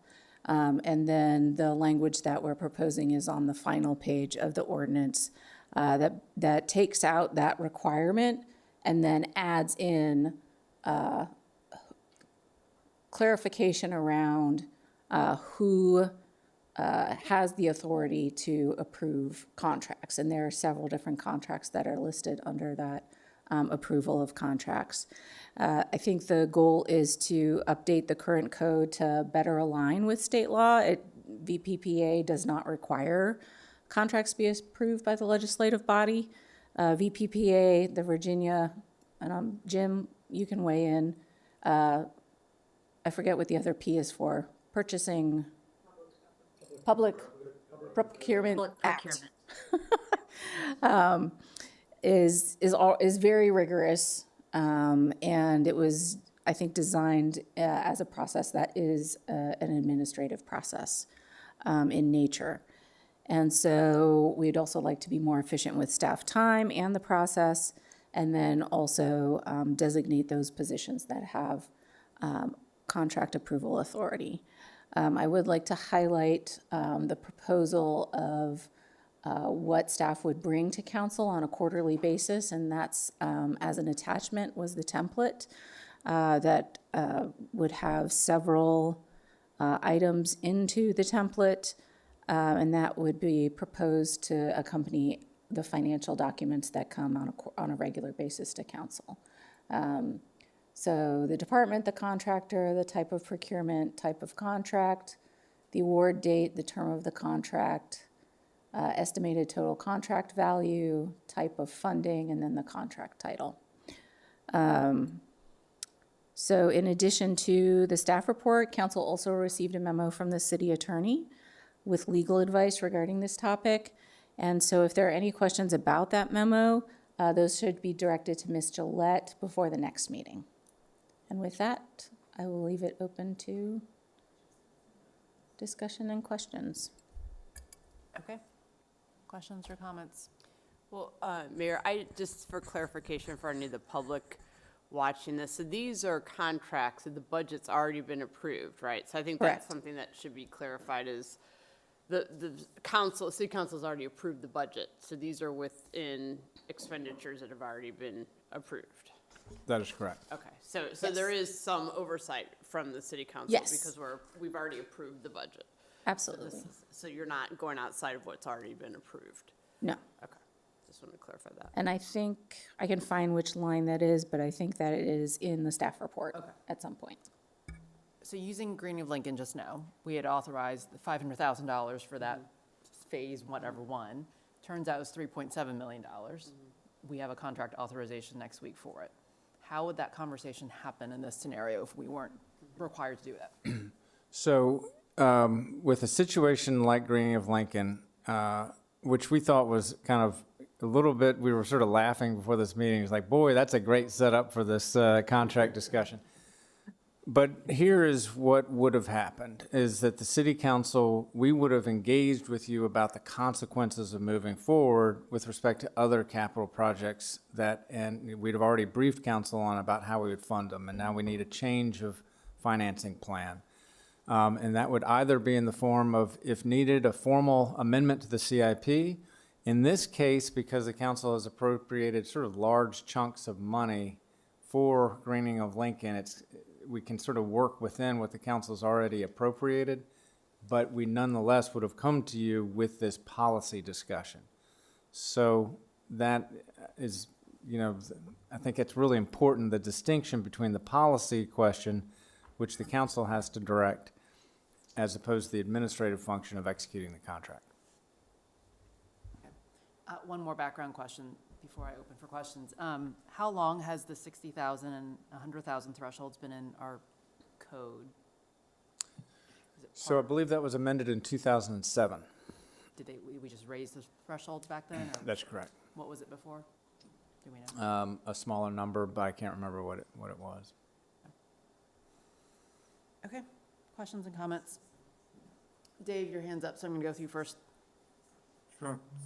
Thanks a lot. So just to be clear, what you're proposing is no limitations on contract awards rather than raising the amount. You're saying no limitations whatsoever on the part of city council review of particular contracts? So it is limited by the appropriation for that purpose that the city council has set. Now, appropriation is to, be clear about that, appropriation in the operating budget is by department, and so that's a lot happens within a departmental budget appropriation. Right. And in CIP, projects are generally named in the CIP, and so you can't move money between named CIP projects without council approval. Council has to approve that. Okay, so it could be a multi-million-dollar contract with no city council approval. I'm just trying to figure out exactly what you're proposing here. That's it, and we would have a reporting mechanism so that the information, so the council is informed about it, but is not a formal approver. That's what we're proposing. I think I might argue that the approval happens through the budget and the CIP process. We're really talking about awarding a contract to a specific vendor. That's right. Yeah, I mean, I guess I had the concern that I think Letty was getting at with, the contract authorization for Greening of Lincoln was the thing that pushed the conversation about that. And so it's kind of like our losing some visibility into that decision-making process that only gets kind of surfaced because there is a need for council action. And I think when we talk about the budget and sort of operating budget, there's less of a concern. But when we talk about the CIP budget and even like what adopting a 5 or 6 year, whatever CIP plan means, oftentimes we say, oh, well, it's in the CIP plan, you're adopting it, it's like what we're trying to do, but don't worry about it as much because it comes to you in contract authorization as sort of like the second piece of what actually happens in CIP when we talk about that budget document and what it means to adopt a multi-year plan. And so I do have some concern about kind of losing visibility into some of the biggest projects that we have, and whether, I get the point overall, like it oftentimes on the consent agenda items, it's like, why did we need to do a staff report on this? But I don't know if this is kind of an over correction, and it might be worthwhile thinking about, like, is it appropriate to have a cap, or is it appropriate to think about CIP a little bit differently, like when these sort of big issues that really turn into policy issues, like, I don't know that a quarterly reporting function is gonna capture a conversation like occurred tonight. And so it's just worthwhile to consider. And then I guess my other, so, you know, do we put a cap on it? Do we do something around CIP with it? And then my two other kind of points, I mean, I guess related to it, like if you read lines 37 through 39, we could conceivably be giving you like authority to make decisions about like the property yard and contracts with the property yard, so long as it was in like the CIP, without necessarily coming back to us on a project that large on kind of individual allocations within a budget item of like $30 million. So like that's concerning to me. And so I think we should think a little bit more about that. And then the two other pieces are just, I want to confirm, you know, just kind of in maybe, I don't know where it falls, if it's like the GAP standards or the auditing or whatever, that if we're having this, you know, we, like our contracting agents are different than our purchasing agents, like the same people don't have that function. Is that like, do you get what I'm getting at? I was thinking a little, just on that one, of contracts with private property owners relating to construction projects. I was a little bit stuck on your comment about that, and then, so I lost your next Oh, yeah, question. no, so that's that comment, and then I just want to confirm, like, if this isn't coming to us, like internally, our contracting agent is different than our purchasing agent, like that there's a separation between the people who are handling things, and that for like auditing reasons and financial, just, you know, best practices and whatever, that we don't run into any sort of issues there just because we're smaller staff, like that they're separate functions with separate individuals, so that there's an internal, like, checks and balances if we're not serving that function. And then my last kind of piece is just making sure that if the staff reports are not capturing the decision-making process internally, like forcing kind of capturing the decision-making process in some sort of way, that like process is still captured to reflect what it was that went into the decision, so that if we have questions when the quarterly report pops up, that there's something that reflects why certain choices were made. So that's kind of my reaction overall. But I get the like wanting to move away from the way we're currently doing consent agenda. I'm not sure if we lurched like a little too far here. I'm going to kind of plus one that I'm concerned that we, with the open-ended, with the no limit piece of it, I think the current limits are too low. I understand that, and I don't really see the need for splitting them, but going with no limit, that concerns me. But even a high limit, like 500,000 or something along those lines, maybe it's limited to capital. I'd like you to take another look at that. Is there a limit that minimizes this down to the really critical projects where these things come up and we would need it? The other question I have, and this is just me not understanding how some of the procurement works, is how does it work when you're entering into a multi-year contract? Because sometimes, you know, we sign up for services, we sign up for something, and to get preferential pricing, and also they're going to need to install things. How does it work if you have to basically commit to 5 years with a vendor to get the pricing we work, when, yes, we have authorized the budget for this year and maybe even next year, but we haven't authorized 4 years from now because we just haven't done it yet? How does that work? So I can let others jump in, but multi-year contracts are normal, particularly in the operating budget. And it's the cumulative, if it's a 3-year contract, it's the cumulative that we say crosses the $60,000 threshold. And so that's why sometimes some relatively small contracts end up coming to council on an annual basis. Wyatt, if I Jim. could address that point. Yeah, about, go ahead, Jim. The appropriated funds. So all of our contracts contain language that indicate that no payments will be made unless council has appropriated the funding.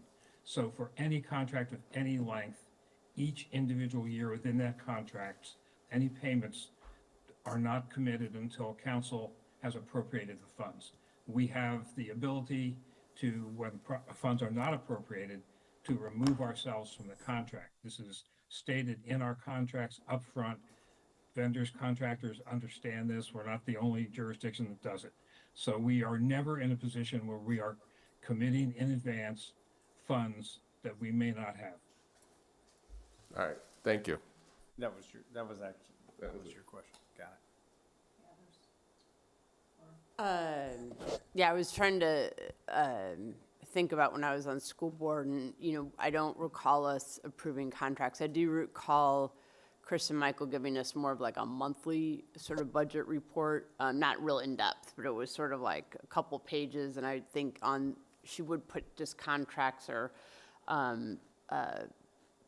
things, but I don't think it was just for our information, not to approve. But that said, I mean, it does seem like, the majority of the city council, including me, I see it both ways. I see like, I don't want to make you all have to do these staff reports for some of these things. I know it's a lot of work on the staff and hold you all up when you could be getting things done more quickly.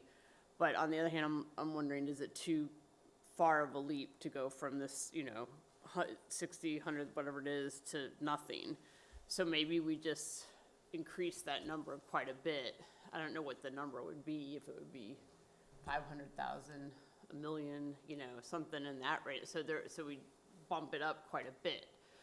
And maybe then we revisit it in 2 years. And when people feel more comfortable, then we could either bump it up again or just get rid of it altogether. I don't know. Do we have any information on our contracts of how many are below 100,000, how many are 100 to 300, how many are 300 to 500? So we know roughly distribution of contracts, and we can say like, we really don't need to see half of these, and we'd be comfortable setting that threshold there rather than us just coming up with a number. I think that would give us more comfort to know the volume of total contracts, what we currently don't see that's below the 60,000, 100,000 threshold, and then what we might adjust it to, given what I'm hearing is consensus on council to not go all the way. If I could just jump in here for a minute with some background that might be very useful for you. The Virginia Public Procurement Act does not require legislative approval of any kind. The thresholds that they have, which are above the ones that you see here, the 60 and 100, those thresholds are simply to require competition for contracts that exceed those thresholds. Currently, it's 80,000 for professional services. That 80,000 went into effect in 2018. For non-professional services and goods, it's 200,000. That went into effect in 2021. But again, those thresholds are not indicating that there needs to be some kind of approval by whatever political subdivision's governing body.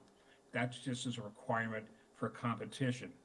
The political subdivisions government bodies can set whatever requirements they want for approval, like as you were just indicating, and I think we all agree these limits are way too low. Where Falls Church is behind the current curve on this matter. But we can certainly have more realistic thresholds for legislative approval. Besides having information on where, like, the number of contracts we have and where the numbers are, I'd be curious how other jurisdictions do this. Like, do our neighbors also approve contracts over a certain amount? It'd be helpful to know, because I'm sure they have the similar anxiety about this. Or not. They do. They have a similar setup. As I said, we're behind the curve on the thresholds for the legislative approval. And over the years, it's been kind of a rule of thumb that the legislative approval was sort of concurrent with the competitive threshold approval numbers. And sometime in the distant past, City of Falls Church thought it was proper to put those amounts in the city code, and now we would like to get them out so that when they change, we don't have to go through a big change process with the code. But again, the legislative body here, in this case, the city council, can set a determination of when you want to see contracts at certain amounts. But keep in mind, we don't award contracts if the funds haven't been approved for them in the budget process for the departments. So if we come to you with a contract for a particular value, you should have seen that when the department submitted their budget needs and the requirements that they were going to need funding for. You shouldn't be, so unless there's something like with the greening of Lincoln, where the money that we thought it was going to cost to get the work done was about 50% less than the industry was telling us we needed. Definitely we would come back to council to rectify that and get additional funding so we can move forward and correct whatever situation needs to be corrected. But again, the legislative bodies in whatever jurisdiction have the right to set whatever limits they want. Right now, we think ours are too low. We'd like to at least move them up, but also keep in mind that what's in the VPPA is based on when the VPPA requires competition to lead to a contract award and not simply approval from a legislative body. Those are two different things. They can be kind of concurrent in the amounts if that's what you want them to be, but the VPPA really doesn't care about that. And so long as competition meets the thresholds that they have set, they're not concerned with what the local legislative bodies are, how they're monitoring what the purchasing office is doing. Got it, thank you. I think what I'm trying to clarify is that what our new threshold should be is not necessarily what the VPA says, but actually based on the volume of contracts we see in the city and, you know, what we think is the right threshold based on that, because we don't want to see everything clearly. Mary Beth, do you have anything on? No, my question was what are our neighbor jurisdictions doing? What are the limits and thresholds in Arlington, Fairfax, Alexander? Are there any neighbors of ours that don't do any contract authorization, that give up all the authority altogether? That'd be helpful research, I think, as we think about this too. So I can provide a little information on that. All of our local jurisdictions have mechanisms in place for approval. Generally, they're based on construction. They want to know what's being spent on construction. They may have a limit of, say, $500,000 that they want that coming back before council, even though it was approved in a budget. And again, in the case of the City of Falls Church, you, the council, can set these limits, but you will more than likely have seen in the budget preparations and approval what the various departments are doing. And again, we're also protected by the language in our contracts that we never commit to spending money before it's approved. So we please keep that in mind always, that we're never going to sign a contract and commit funding that has not been approved. And the language is in there, so the other party in the contract is well aware of that. Got it. Thank you. Other comments? Like, I think the CIP is the big one, like, for me. And when you think of sort of the CIP and, like, it's going to move a lot of the conversation to then, like, line items on the CIP document. Because if you think even, like, maybe you'd be happy, right, to have never had the conversation about nutrient credits. But the only reason we had the conversation about nutrient credits was because we were doing a contract authorization for nutrient credits. And, like, the question did not come up during the CIP process, because it was kind of like, oh, well, we can just put it over when we have that conversation. And so, like, it's going to force a lot of line item discussion into the CIP, or sort of more robust policy discussions into the CIP process than we even have now. So I think, yeah, having a limit or having a limit plus, category or something, I am behind what we're trying to achieve here and think we can just tailor it a little bit better. So what I will propose then is that we do schedule this for one more work session discussion. We'll come back, let's sort of think that direction through a little bit, and we'll come back with a second proposal on this. Yeah, I think the two pieces today that would be helpful, just hearing the discussion, is again, what our neighbors are doing, and two, what's the volume of contracts we see today based, and maybe in certain buckets, and then we can figure out what the right limit might be based on that. But I think in general, we support the idea of being more operationally efficient, but have some hesitation on going all the way to not do any contract authorization. All right, thank you. Okay. Thank you, Jenny. Thank you. Thank you. So we've got COG DMV moves up next. I'll turn that over to Cindy, and then after that, we'll have council rules of procedure, and we have Celeste and Veronica for that. Good evening, council. We have provided a briefing memo in your packet tonight that provided an update of DMV moves, how that rolled into a task force by the Virginia General Assembly, and then the three sort of transit funding bills that are before the General Assembly right now. The links are there for the full documents. I wanted to provide this in advance because we'll have representation from COG and possibly WMATA at your next meeting to brief you more fully and also ask for a resolution endorsing those recommendations. It is consistent with your LEDGE program, so I've provided you a draft resolution. It is modeled based on what everybody else is doing.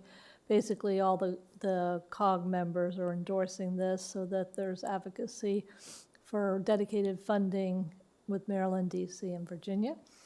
And I'm glad to answer any questions this evening or questions that you would like me to transmit to the presenters next Monday. And I will note that Mr. Snyder has been down in Richmond, as he noted today, for transit advocacy with the Virginia Transit Authority and Association and MBTC, and talking about those bills. We're part of today, and they will be part of your visit Thursday when we're down. Okay, questions ahead of next week?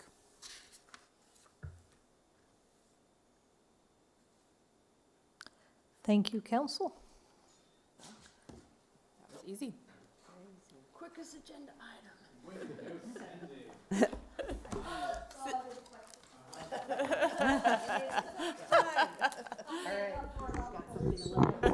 We had a good discussion, I think, at the legislative committee on this one already, so I feel like most of us were there for that, so. Yeah. Okay. Rules of procedure. Welcome. Yes, and Sally Gillette is here too, the city attorney. Sally, would you like me just to do a brief run through? Sure, thank you. Okay. You all adopted your rules of procedure at your first meeting of council. And so we give you a second chance to kind of look at it and see if there are any changes you're interested in making. Sally and I have had some things we've been talking about for a while. And so we did a draft of some not major changes, mostly to reflect our current practices and just to beef up some of the kind of legal language. We're just clarifying the types of meetings we have to make them more clear for us and for the public. Just adding some extra language about special meetings to just ensure that we're following the correct legal process for that, and that's noted in our rules of procedure. We edited a bunch for meeting name agreement because we are suggesting that we start calling what we call regular meetings now action meetings. Then we'll have work sessions. And then the mayor's meeting, we're suggesting that we call that a council agenda meetings, since the entire council does participate in that. And it is basically a regularly scheduled meeting. So then we did edit the rules to reflect those changes. The quorum section was updated by the city attorney to reflect current case law regarding quorum if the council has empty seats. And she added some clarifying language regarding emergency meetings as well. So we also noted that we use a modified Robert's Rules of Order, and we have an appendix that sort of lays out how we use that. We updated the agenda template because we've added the electronic participation and then also conflicts of interest sections to the agenda, so we want to make sure that reflects that. Let's see. Minutes of meetings was consolidated to cover all the types of city council meetings. And under the access to information, that's just clarifying the name of the mayor's meeting as the city council agenda meeting. And finally, under public dissemination of information, there's a section about records retention, and Sally just beefed that up to just make it really clear about what council is responsible for retaining as far as records. I think that kind of touches the high points. If you have any questions, or also, you are welcome to also edit this in any way you see fit, and or do another work session, or however you want to deal with it. Great. Well, thank you for taking the lead on modernizing our rules of procedure. So, comments or questions from people? Art, and you start there. So I have several items, some of them minor, but probably the biggest one is the start time of the action meetings. I know this has come up several times. These meetings do get longer. Also, the start time of these meetings. So I'm going to raise the question of, can we start at 7 o'clock instead of 7:30? I know this is, not everybody will agree to it. One of the ideas I had for the action meetings is the first 7 items are somewhat ceremonial, proclamations, swearing in new members. The idea I had was if we start at 7, we could then say, okay, number 8, which is public comment, will always start at 7:30. If we are done with the ceremonial before 7:30, we take a short recess. That way, public can come at 7:30. They know we won't start earlier. Staff can come at 7:30 or later. Just to kind of split that a little bit is an idea I had. Other people might have a different idea, but just something so that we can maybe get these a little earlier if it's a long session. That was my biggest one. There's a couple of the small ones. One is having come out of the boards. The board chairs right now, the rules say if they've submitted a form or a written comment and then they get 5 minutes, it's very confusing about whether they get the 5 minutes or not. I would suggest simplifying that to just say if a board chair is, or another member, the definitions are fine, is representing the board and commission, they get 5 minutes. But written comments or whatever should be a certain amount of time in advance. Then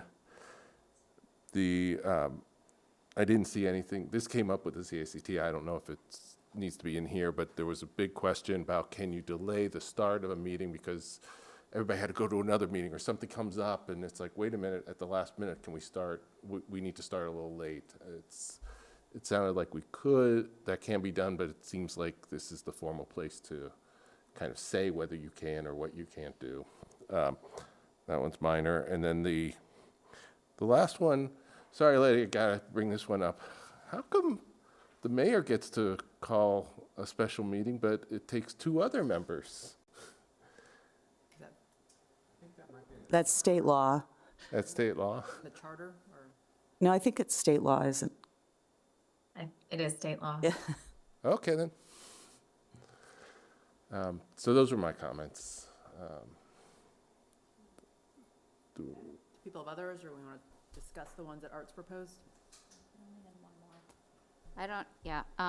I'm fine with the document itself. The only thing I wanted to raise for discussion was, it didn't come up Saturday at the retreat, was maybe for Ask the Council, we should think about something that resembles more of like what the school board does and just do pairs. And maybe we do like a pair that does the morning meeting once a month and then a pair that does an evening meeting once a month. So only 4 people, kind of over the course of the month, 4 people cover 2 meetings and then they just report back instead of having to have however many of us at 1 morning meeting, right? So it creates like an informal discussion at 2 different points in time. Yeah, I would support, I'm the one that started that for school board, but I would support that because I think it's, and maybe we even get creative. Sometimes we could go to a mixed-use building, sometimes we could go to restaurants.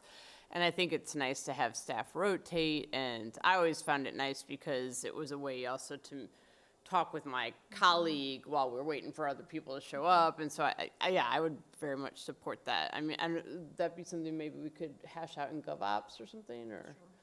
I propose office I hours. know 'cause you I was do- I doing know so you do your I'm own, happy, yeah. I'm, in general, with the full council office hours, I'm happy to iterate because it doesn't have to be the once a month, first Wednesday only. Like, one thing I was thinking of is actually offering a virtual option, that if people can't make it in, they should be able to dial in and, be able to chat with us. So it doesn't have to be an in-person option only, but I think doing a morning one, afternoon one, night one is good to mix it up.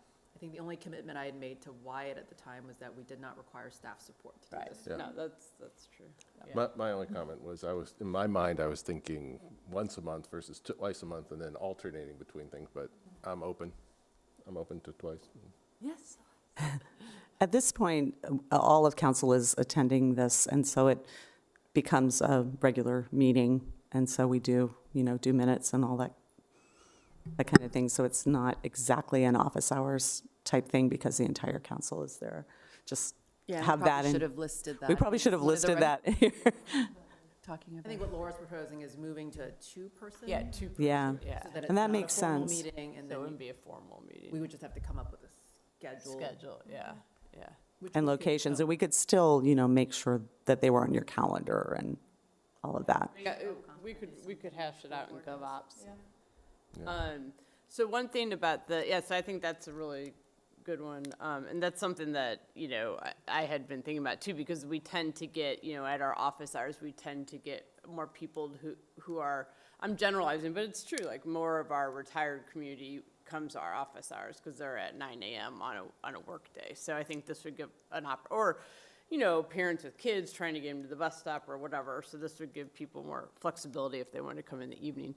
But one thing or 2 things with the document. First of all, thank you. This is great. I really enjoyed reading through it. And for the council agenda meetings with staff, so I'm at line 112. I didn't know, do we want to put any language in there that says, because sometimes we also don't hold it if we cover that information during our Monday meeting. So I didn't know if we needed to get that specific. I think that's somewhere in here. Oh, schedule, yes. Yeah, basically, since this is a regular meeting, the next bullet is that scheduled regular meetings can be canceled, provided that at least 1 meeting of the council is held per month. So since that falls under the regular meetings. You think that would- covers it? yeah. But on line 113, it does say this meeting is canceled on the week before any Monday with no scheduled city council meeting. Right. We did take that into account because that's been our practice. So if it's like the 5th Monday, we don't have the Right. scheduling meeting the Wednesday before. And when you cancel a work session, then we don't have the meeting before. I think that's why we, Or could you add to that sentence, so this meeting is canceled on the week before any Monday with no scheduled city council meeting, or if the information is covered at the Monday meeting? I think you're covered by that line 116 because as long as you have at least 1 meeting. These are all regular meetings, so Okay. it's I think covering that all of does the cover, yeah. action meetings, work sessions, and mayor's meetings. Okay, that's fine. It's nothing big. But this is something I wanted to bring up. So line 208, where it talks about the mayor. So one of the things on school board that we did, we every single meeting would go through different policies and update them. And we started this when I was on school board, getting rid of making things gender neutral. So so you would, and this is to support our LGBTQ community. So instead of saying the mayor or in his or her absence, or in, you would We say. missed that one. Thank you. Sorry? We missed that one. Oh, okay, Thank so you. you do it. There's, yeah, it was somewhere, there was another one. It somewhere. might be directly is- from that is- charter or something, so, but yes. So you would say the mayor or in their absence or Yeah. incapacity. Okay. I just didn't know if that was. Thank you for pointing that Yeah, out. no problem. Thank you. Other thoughts? I have a few here. So, and I'll share Justine's as well, because as she left, she was asking me to share a couple things. Art, I like your idea of starting at 7 and trying to do the preliminary things from 7 to 7:30. I think if we would start the action meetings at 7, we should start work sessions at 7 too. Otherwise, that could get really confusing to the public. Are you coming 7:30? I think even now, the school board's at 7 and we're at 7:30, and people get confused about what time to be there. And so if we were to switch to 7, I think they all should be 7. That's one thought. I would support starting at 7, but I know other people have different family requirements, so we should work that one out. Justine's suggestion on this one was that we should, she would prefer to start at 7, and she also said she would prefer to have a set ending time and have more meetings. So we have been trying to cancel a meeting a month, so rather than having one massive 5-hour meeting, we have a 2-hour meeting and a 3-hour meeting that start and end at a more reasonable time. My thought as well, is that it doesn't serve the public well that we're doing public business when people are really tired, not able to function as well, and community members aren't able to be here to participate. So that is another thought. Those are my time things. And then I would like to be able to say, as often as possible, that the scheduling meeting, if we had shorter meetings, could take place on Monday, as we try to do whenever we are done early, to be able to have those meetings, have that conversation at the end of the Monday night meeting, as opposed to meeting up again on Wednesdays. So those are my 3 thoughts on timing. My question to the clerks is, so how many total meetings do we have in a year then? Is that? Right about now for the electronic participation, I think we say 48. So because we estimate what 25% is that you can participate in remotely from that. I think we've been trending lower by canceling one work session a month. Right, okay. So that counts the mayor's meetings, yeah. So if we're unable to make the mayor's meetings, then we would exceed the 25%. You just don't go versus participating remotely. 25. No, you can participate attend. remotely in 25% of your total meetings. And so how that many meetings are you required to attend? there's no requirement for attendance. No, you just No. show up to meetings. That actually. Oh, well, then we need to add that, some sort of requirement of. No, well, there's nothing, because I had that when I was chair of school board, we had a member who missed a lot of meetings, and that's when I asked our attorney. Yeah. And the only law is how many you can attend virtually. There's no law, there's no requirement for attendance. The voters hold you accountable to that. Yeah. That's it. Yeah. Oh, okay. Well, seems to me like there should be some sort of minimum, but I guess we all show up, so there you go. And then another thing that just is on my mind, and I don't know quite how it fits in, it's not to do with timing at all, but for example, a lot of us have been testifying in Richmond for different bills. Cindy's doing it as our designee. I've been testifying on IB and education bills. So like tomorrow morning, I have a 7:30, I'm going to testify. Dave's in Richmond now testifying. Letty testifies on different things here and there. I feel like we need to have some sort of notification of everybody else that we're doing this, and whether we're doing this as an individual, because that's in here, or as a representative of council. Because there are times when you can't, if I were to go and testify on something about a dog catcher bill that mattered to me immensely, it's hard to separate out, that's just Mary, if I'm already there testifying on something else. Does that make sense? It just seems like if we're here representing the council, we should make sure we're we don't need to give up our individual right to testify on stuff that matters individually. But because a lot of us are doing it, I just feel like I need to let people know what I'm doing and what I'm saying to make sure that it's reflecting what the council has in their package. Section in there about writing letters Yeah. already, and Yeah. how you retain the right to do that, but if you're speaking, you have to clarify whether you're speaking as an individual or Right. whether you're representing council. You can expand that to include testimony for, I thought I remember seeing that section. It is, right, that's what I was referring to. It's sort of towards the end. I think And it that's was related to- 411. We put it in there, letters and putting things on social media, because there were some council members that were really liking commenting on Facebook back in the day. I mean, I feel like I would be a more informed council member if I knew what my colleagues were commenting on. So I don't know if it's something as simple as just council members sending an email, an FYI email to the rest of the council. Hey, this morning I testified on this. Yeah. Representing the council or representing myself, just FYI, like that would just help me be more informed about what people are The doing. expectation is that if you're commenting, unless you've gotten agreement from council, you're not testifying on behalf of council. Like, that would be my default assumption, right? Yeah. Like, we would give Cindy authorization to testify based on the legislative program we adopted, but if we were testifying for something that council supported, that would be very obvious. Otherwise, everything else you're doing as an individual. That would be my assumption, but you can certainly look at lines 406 through 409 and expand that. I think the part that's hard is that if I'm before a committee and people know me as Mary Beth Connolly, member of Falls Church City Council, then I come back and I'm testifying. It's just hard to separate the two in a place like Richmond where there's so much else going on. Like, everybody in Richmond knows you're the mayor of Falls Church. So even if you say, I'm testifying on my own behalf,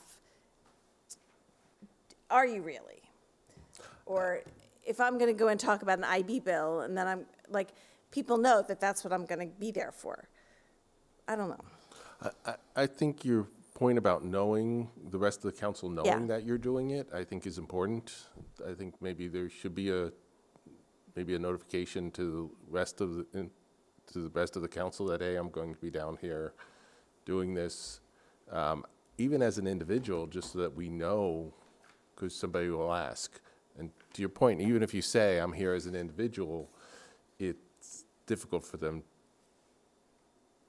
I think it's important that you say whether you are or not, or representing the And you do, council's right? position. When you Because introduce sometimes yourself, it's- you say that. Yeah, Yeah. you say who you are, and I think it's important to say you're representing the council's position, because we could take a position that's 6-1, and the one goes down and just starts testifying opposite. I mean, theoretically, it could happen. So I think it's important that we have a rule that says, one, you inform the rest of the council, so we don't get blindsided in Right. that weird scenario, but also that you have to say whether you are representing your personal view or the Yeah. position of the council. And I think the fact that, I don't know if we really need to, as a council, authorize you to go down and testify and all that. No, but- no. But you're representing the view that we've all voted on and agreed to. Yeah. Well, it's also, right, like, it's an access issue, because, like, regardless of whether you're there in your personal capacity or speaking on behalf of council, people may have access because of their being a member of council, right? So, like, there is a blurred line of what is personal speech versus what is council activity, and is the action in line with the legislative program, and probably just needs to have a much Right. more, like, clear delineation of that. I'm going to ask Dave Snyder, who's been doing this for years, different things. Do you ever run into that, Dave? That situation where you're testifying on wearing different hats, testifying for your job? I try to, when I'm there, and have any relationship whatsoever to what I'm doing with city council, I try to represent the city council. I mean, I don't express my personal opinion about anything when I'm down here. you know, in any kind of a city capacity.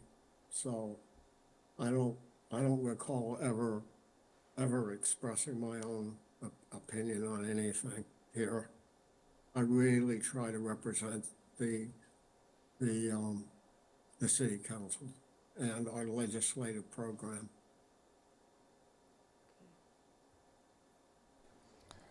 So do you have an edit for lines 407 to 409, if that's the right place for it? What's that, I'm sorry? No, I was asking Mary Beth. Yeah. And as you think of that, if I could, any notification, if you decide to alert your peers on council, if you could advise your staff person. So for example, today, fortunately, Letty and I could text, but I had had this conversation with Salim's office on substitute bills, and I hadn't had a chance to advise council as a whole because it was literally 7 o'clock Sunday night. So fortunately, we both saw each other signed up to speak, and so I could quickly text her. So it would just be helpful as you inform each other if you'd include the city manager in your legislative liaison. And it might fit better closer to line 421 to 424, which is a little more, I think, related to what you're talking about.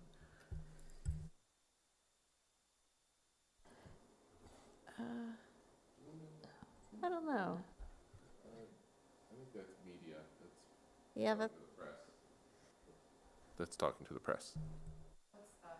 It's talking about representational and ceremonial duties to the extent permitted by the charter. So I was thinking you could just expand on that, maybe talk about the media and this type of situation. it might even be more 411. Maybe identify by their titles. Maybe it just needs its own paragraph. Individual members of city council may testify in state or federal government on issues that are part of the city council's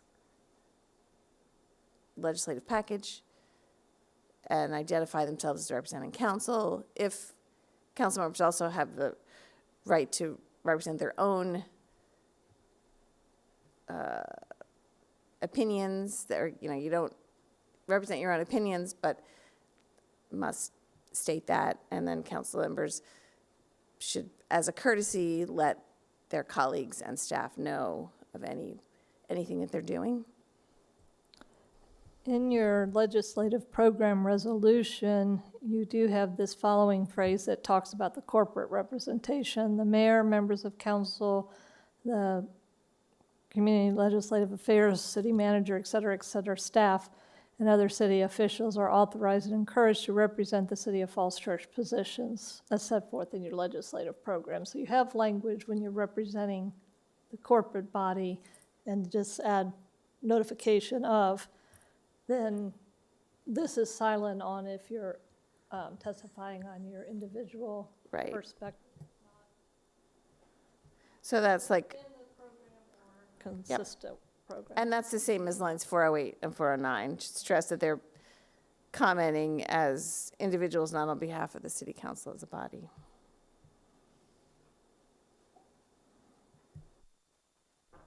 Okay, what else? Do we want to take up the start time? How do people feel about that? I think previously when it was brought up, it was both a consideration of like family and work commitments for people coming back from the city. Yeah. I have on Monday, not every Monday night, but it's just once a month. I'm on the Falls Church Education Board, and they meet at 6 on Mondays, but I can just go for a half hour and get here by 7. It's not a big deal. You know, Sorry, go ahead. yeah, no, you go. I was saying, I know. personally have an issue just because I'm trying to have dinner with the family and try to get to like kid commitments and work commitments up until 7:30. And so that's always the thing I know many of us are juggling.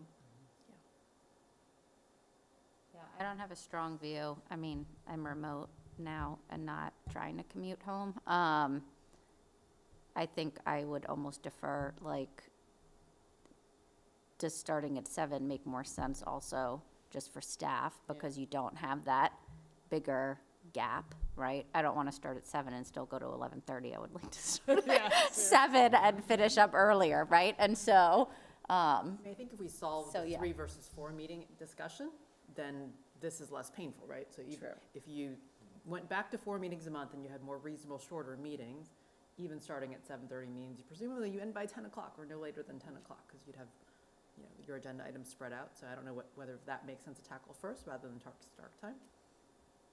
I mean, do people want to still shoot for 3 meetings? I mean, that's been the inherent trade-off, is that you meet 3 times a month, but they're long. And I think I mentioned that to Dave a couple weeks ago. He was like, well, none of us realized that trade-off. I'm like, well, that seemed like that was the trade-off. If you only meet 3 times a month, the meetings are going to get longer unless you also decide you're going to take on less stuff. And Well, we'll have fewer contracts, so that'll take a good that's usually not what takes up time, though. Personally, 10 minutes out I there. would rather, this is just my own opinion, I'd rather go longer and have a night off, but that's just my opinion. Same for me. Yeah, it's nice to have a break. Yeah.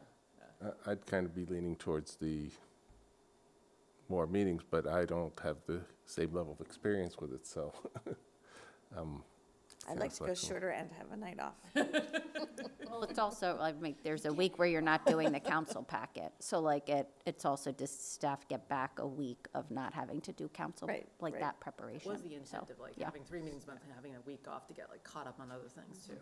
It's been very helpful. Yeah, the other factor, though, about having only 1 meeting is how does that affect the schedule for things that you're bringing and making sure they go to the boards and commissions ahead of going to council? And Makes it a little more complicated. But the other thing that I think the council's done a real good job on is using that council agenda calendar to look 3-4 months out, and that really helps address that issue. And then there aren't things that are in a terrible rush, so they can go through the process in an orderly way, and if it takes 2 months, no big deal. I just would add, Opinion about that? 3 versus 4 meetings? I know Justine left, but.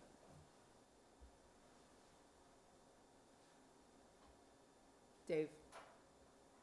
I guess, I guess I've seen it both ways. When I first started on city council, there were strong divisions in the community and every meeting went till midnight and some went till 1 or 2 a.m. That was a terrible thing. We got more efficient, I think, at one point. The only problem is we're still doing significant business at 11:30 on a fairly regular basis, and somehow I don't think that's fair to the citizens, and I don't think it ends up with the best decisions. So I think starting earlier is part of it, but only only with the agreement that we're not gonna be dealing with significant action items after 10 or 10:30, and we seem to be doing that a lot these days. Now, I don't know whether that means we go back to the 4 meetings a month or what, but it seems to me not the most beneficial either for our citizens or for our decision-making. I don't have a ready answer to it, but I do think that, I think by much after 10:30, you're really kind of not giving the citizens the kind of opportunities to comment that they might otherwise want to have. And I'm not saying there's any intent here at all. I'm not making that point, but I am trying to suggest that we should be done by 10 or 10:30 at the latest. So I'm hearing that people want to keep 3 meetings a month for staff reasons and for council to have a break. Yeah. But also desire to end earlier. I mean, I don't think we've ended No, we have. and past 11:30 in a while. I think Yeah, we've had actually some reasonable nights, I think, as well. agree. I think these ones just Today are very past memorable, so 11:30? we remember Yeah. these more. Well, and yeah, the work sessions tend to go long because we get into the Our regular meetings, actually, when we details, actually make votes, actually are the ones that Yeah. are go fastest. That's right.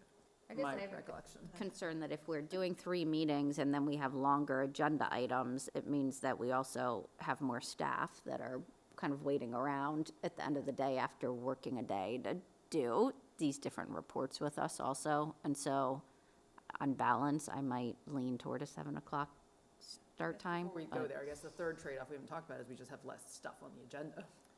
Right. Right, like, you Yeah. just, that's the other thing, is that, like, I don't think half hour buys you that much. Half hour buys you one agenda item. But Yeah. like, the other decision we have is we could just spread things out further. Yeah, right, if Right, it's like, not don't time take on too much. sensitive. Yeah, not, if it's not time sensitive. Or the other thing is too, and I know you've done this, Wyatt, on occasion, is if there's, if we have a regular meeting or an action meeting that has very few, very few proclamations, or it looks a little bit kind of light, maybe tagging on a work session item, taking it off of one of these really heavy work sessions, flopping it onto I know you've done that. And you'll see if you look at the Excel, there's some examples of that coming up, like on the 23rd, because we're not meeting President's Day week. The 23rd is a work session at the end. Maybe just one thought, is there a way to have a bit more sort of a sense of pace on the opening ceremonial items? Because I have observed that it's regular, we don't get to business till 8:30 or 9, and have sort of a sense of clicking through those.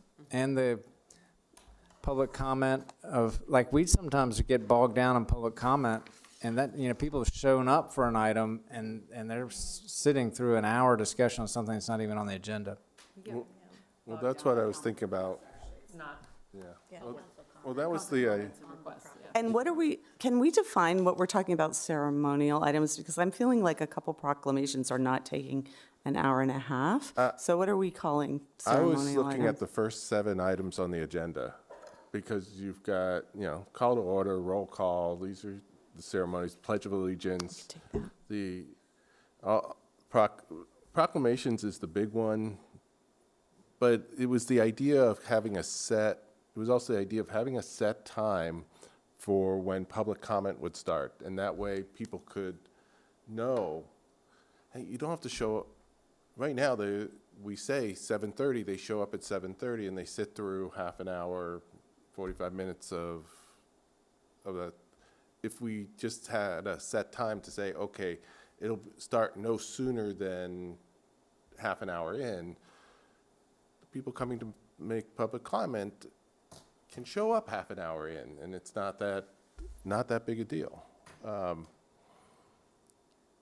Also, it kind of sets it that if a council member can't quite make it that one week at 7, and they show up by 7:30, it's not, they know they haven't missed something critical.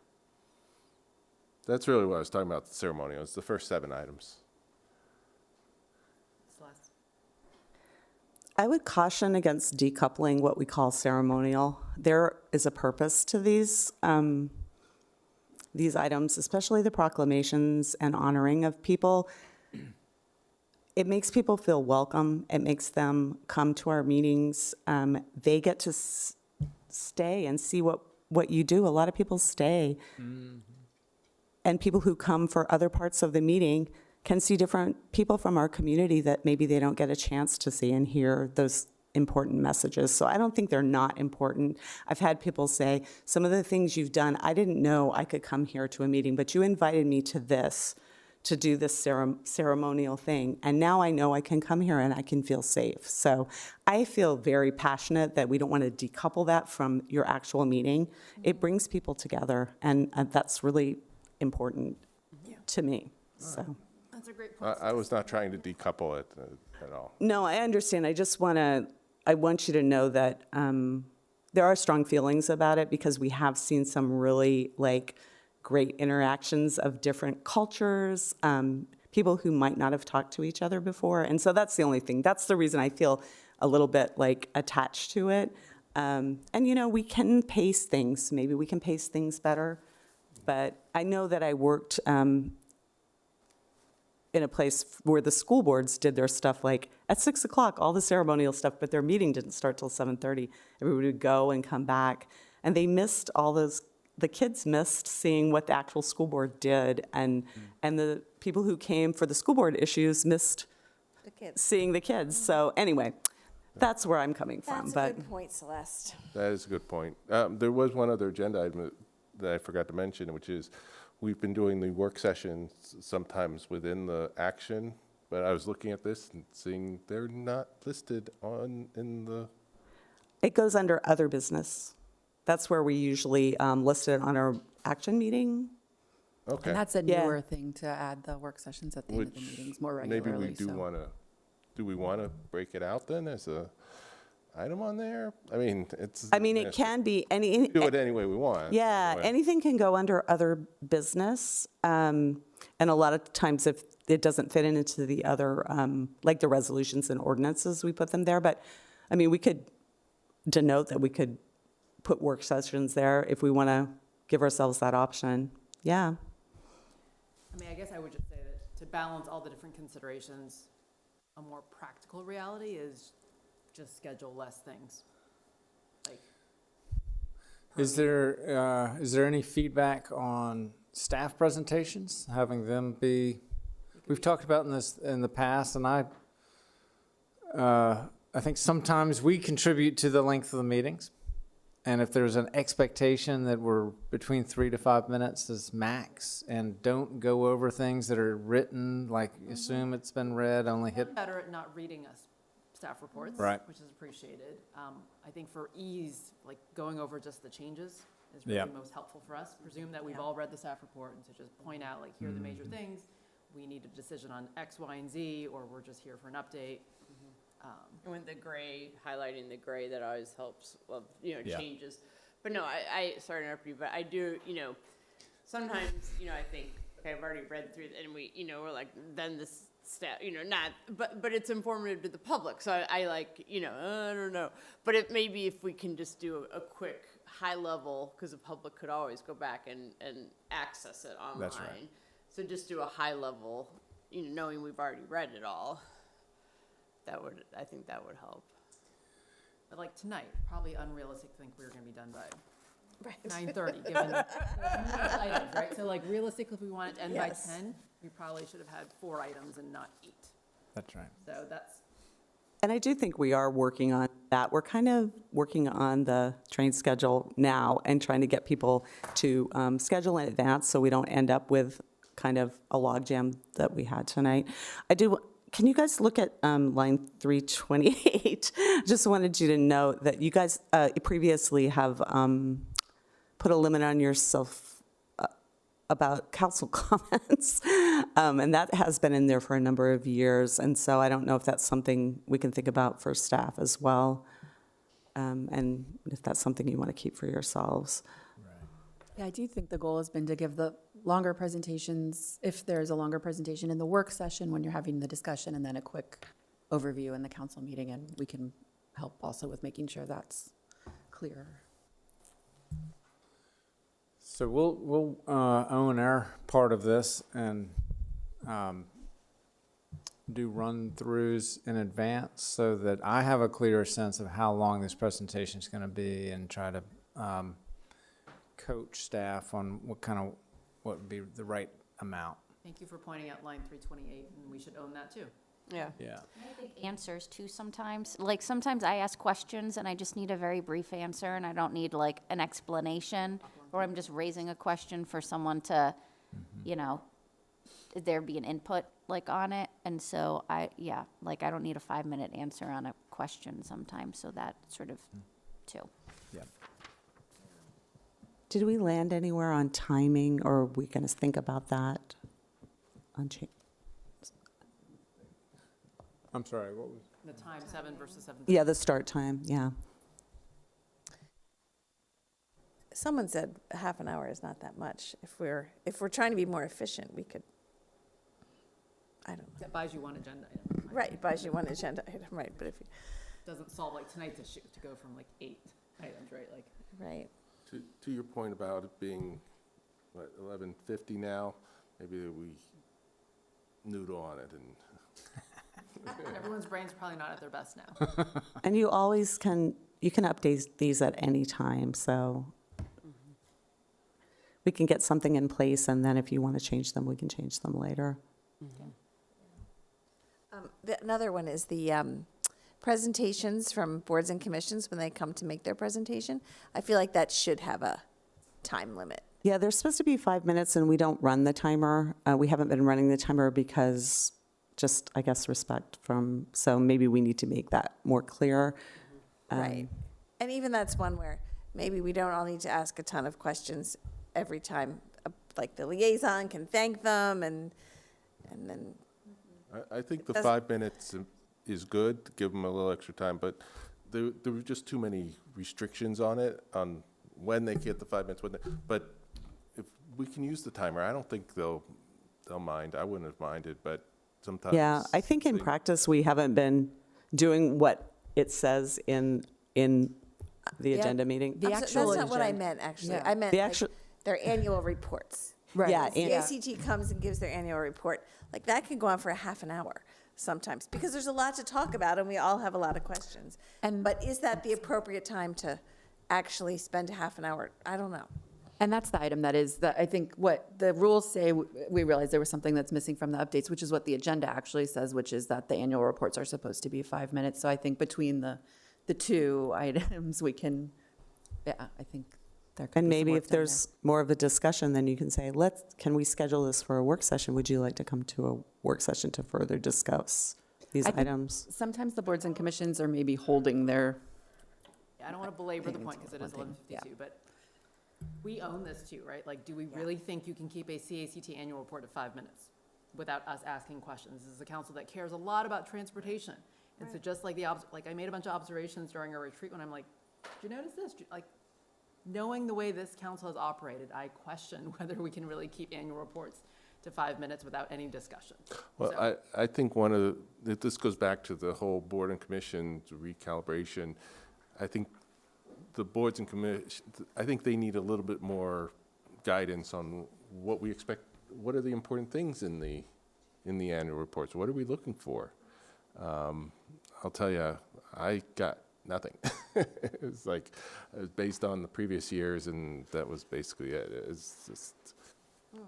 Okay, so. That's a whole different, that can just be part of this relook. So GovOps, thank you, Laura, will take up the office hours coordination on kind of adding a slot and maybe moving to like a 2 council member system. We will all think about 7 versus 7:30.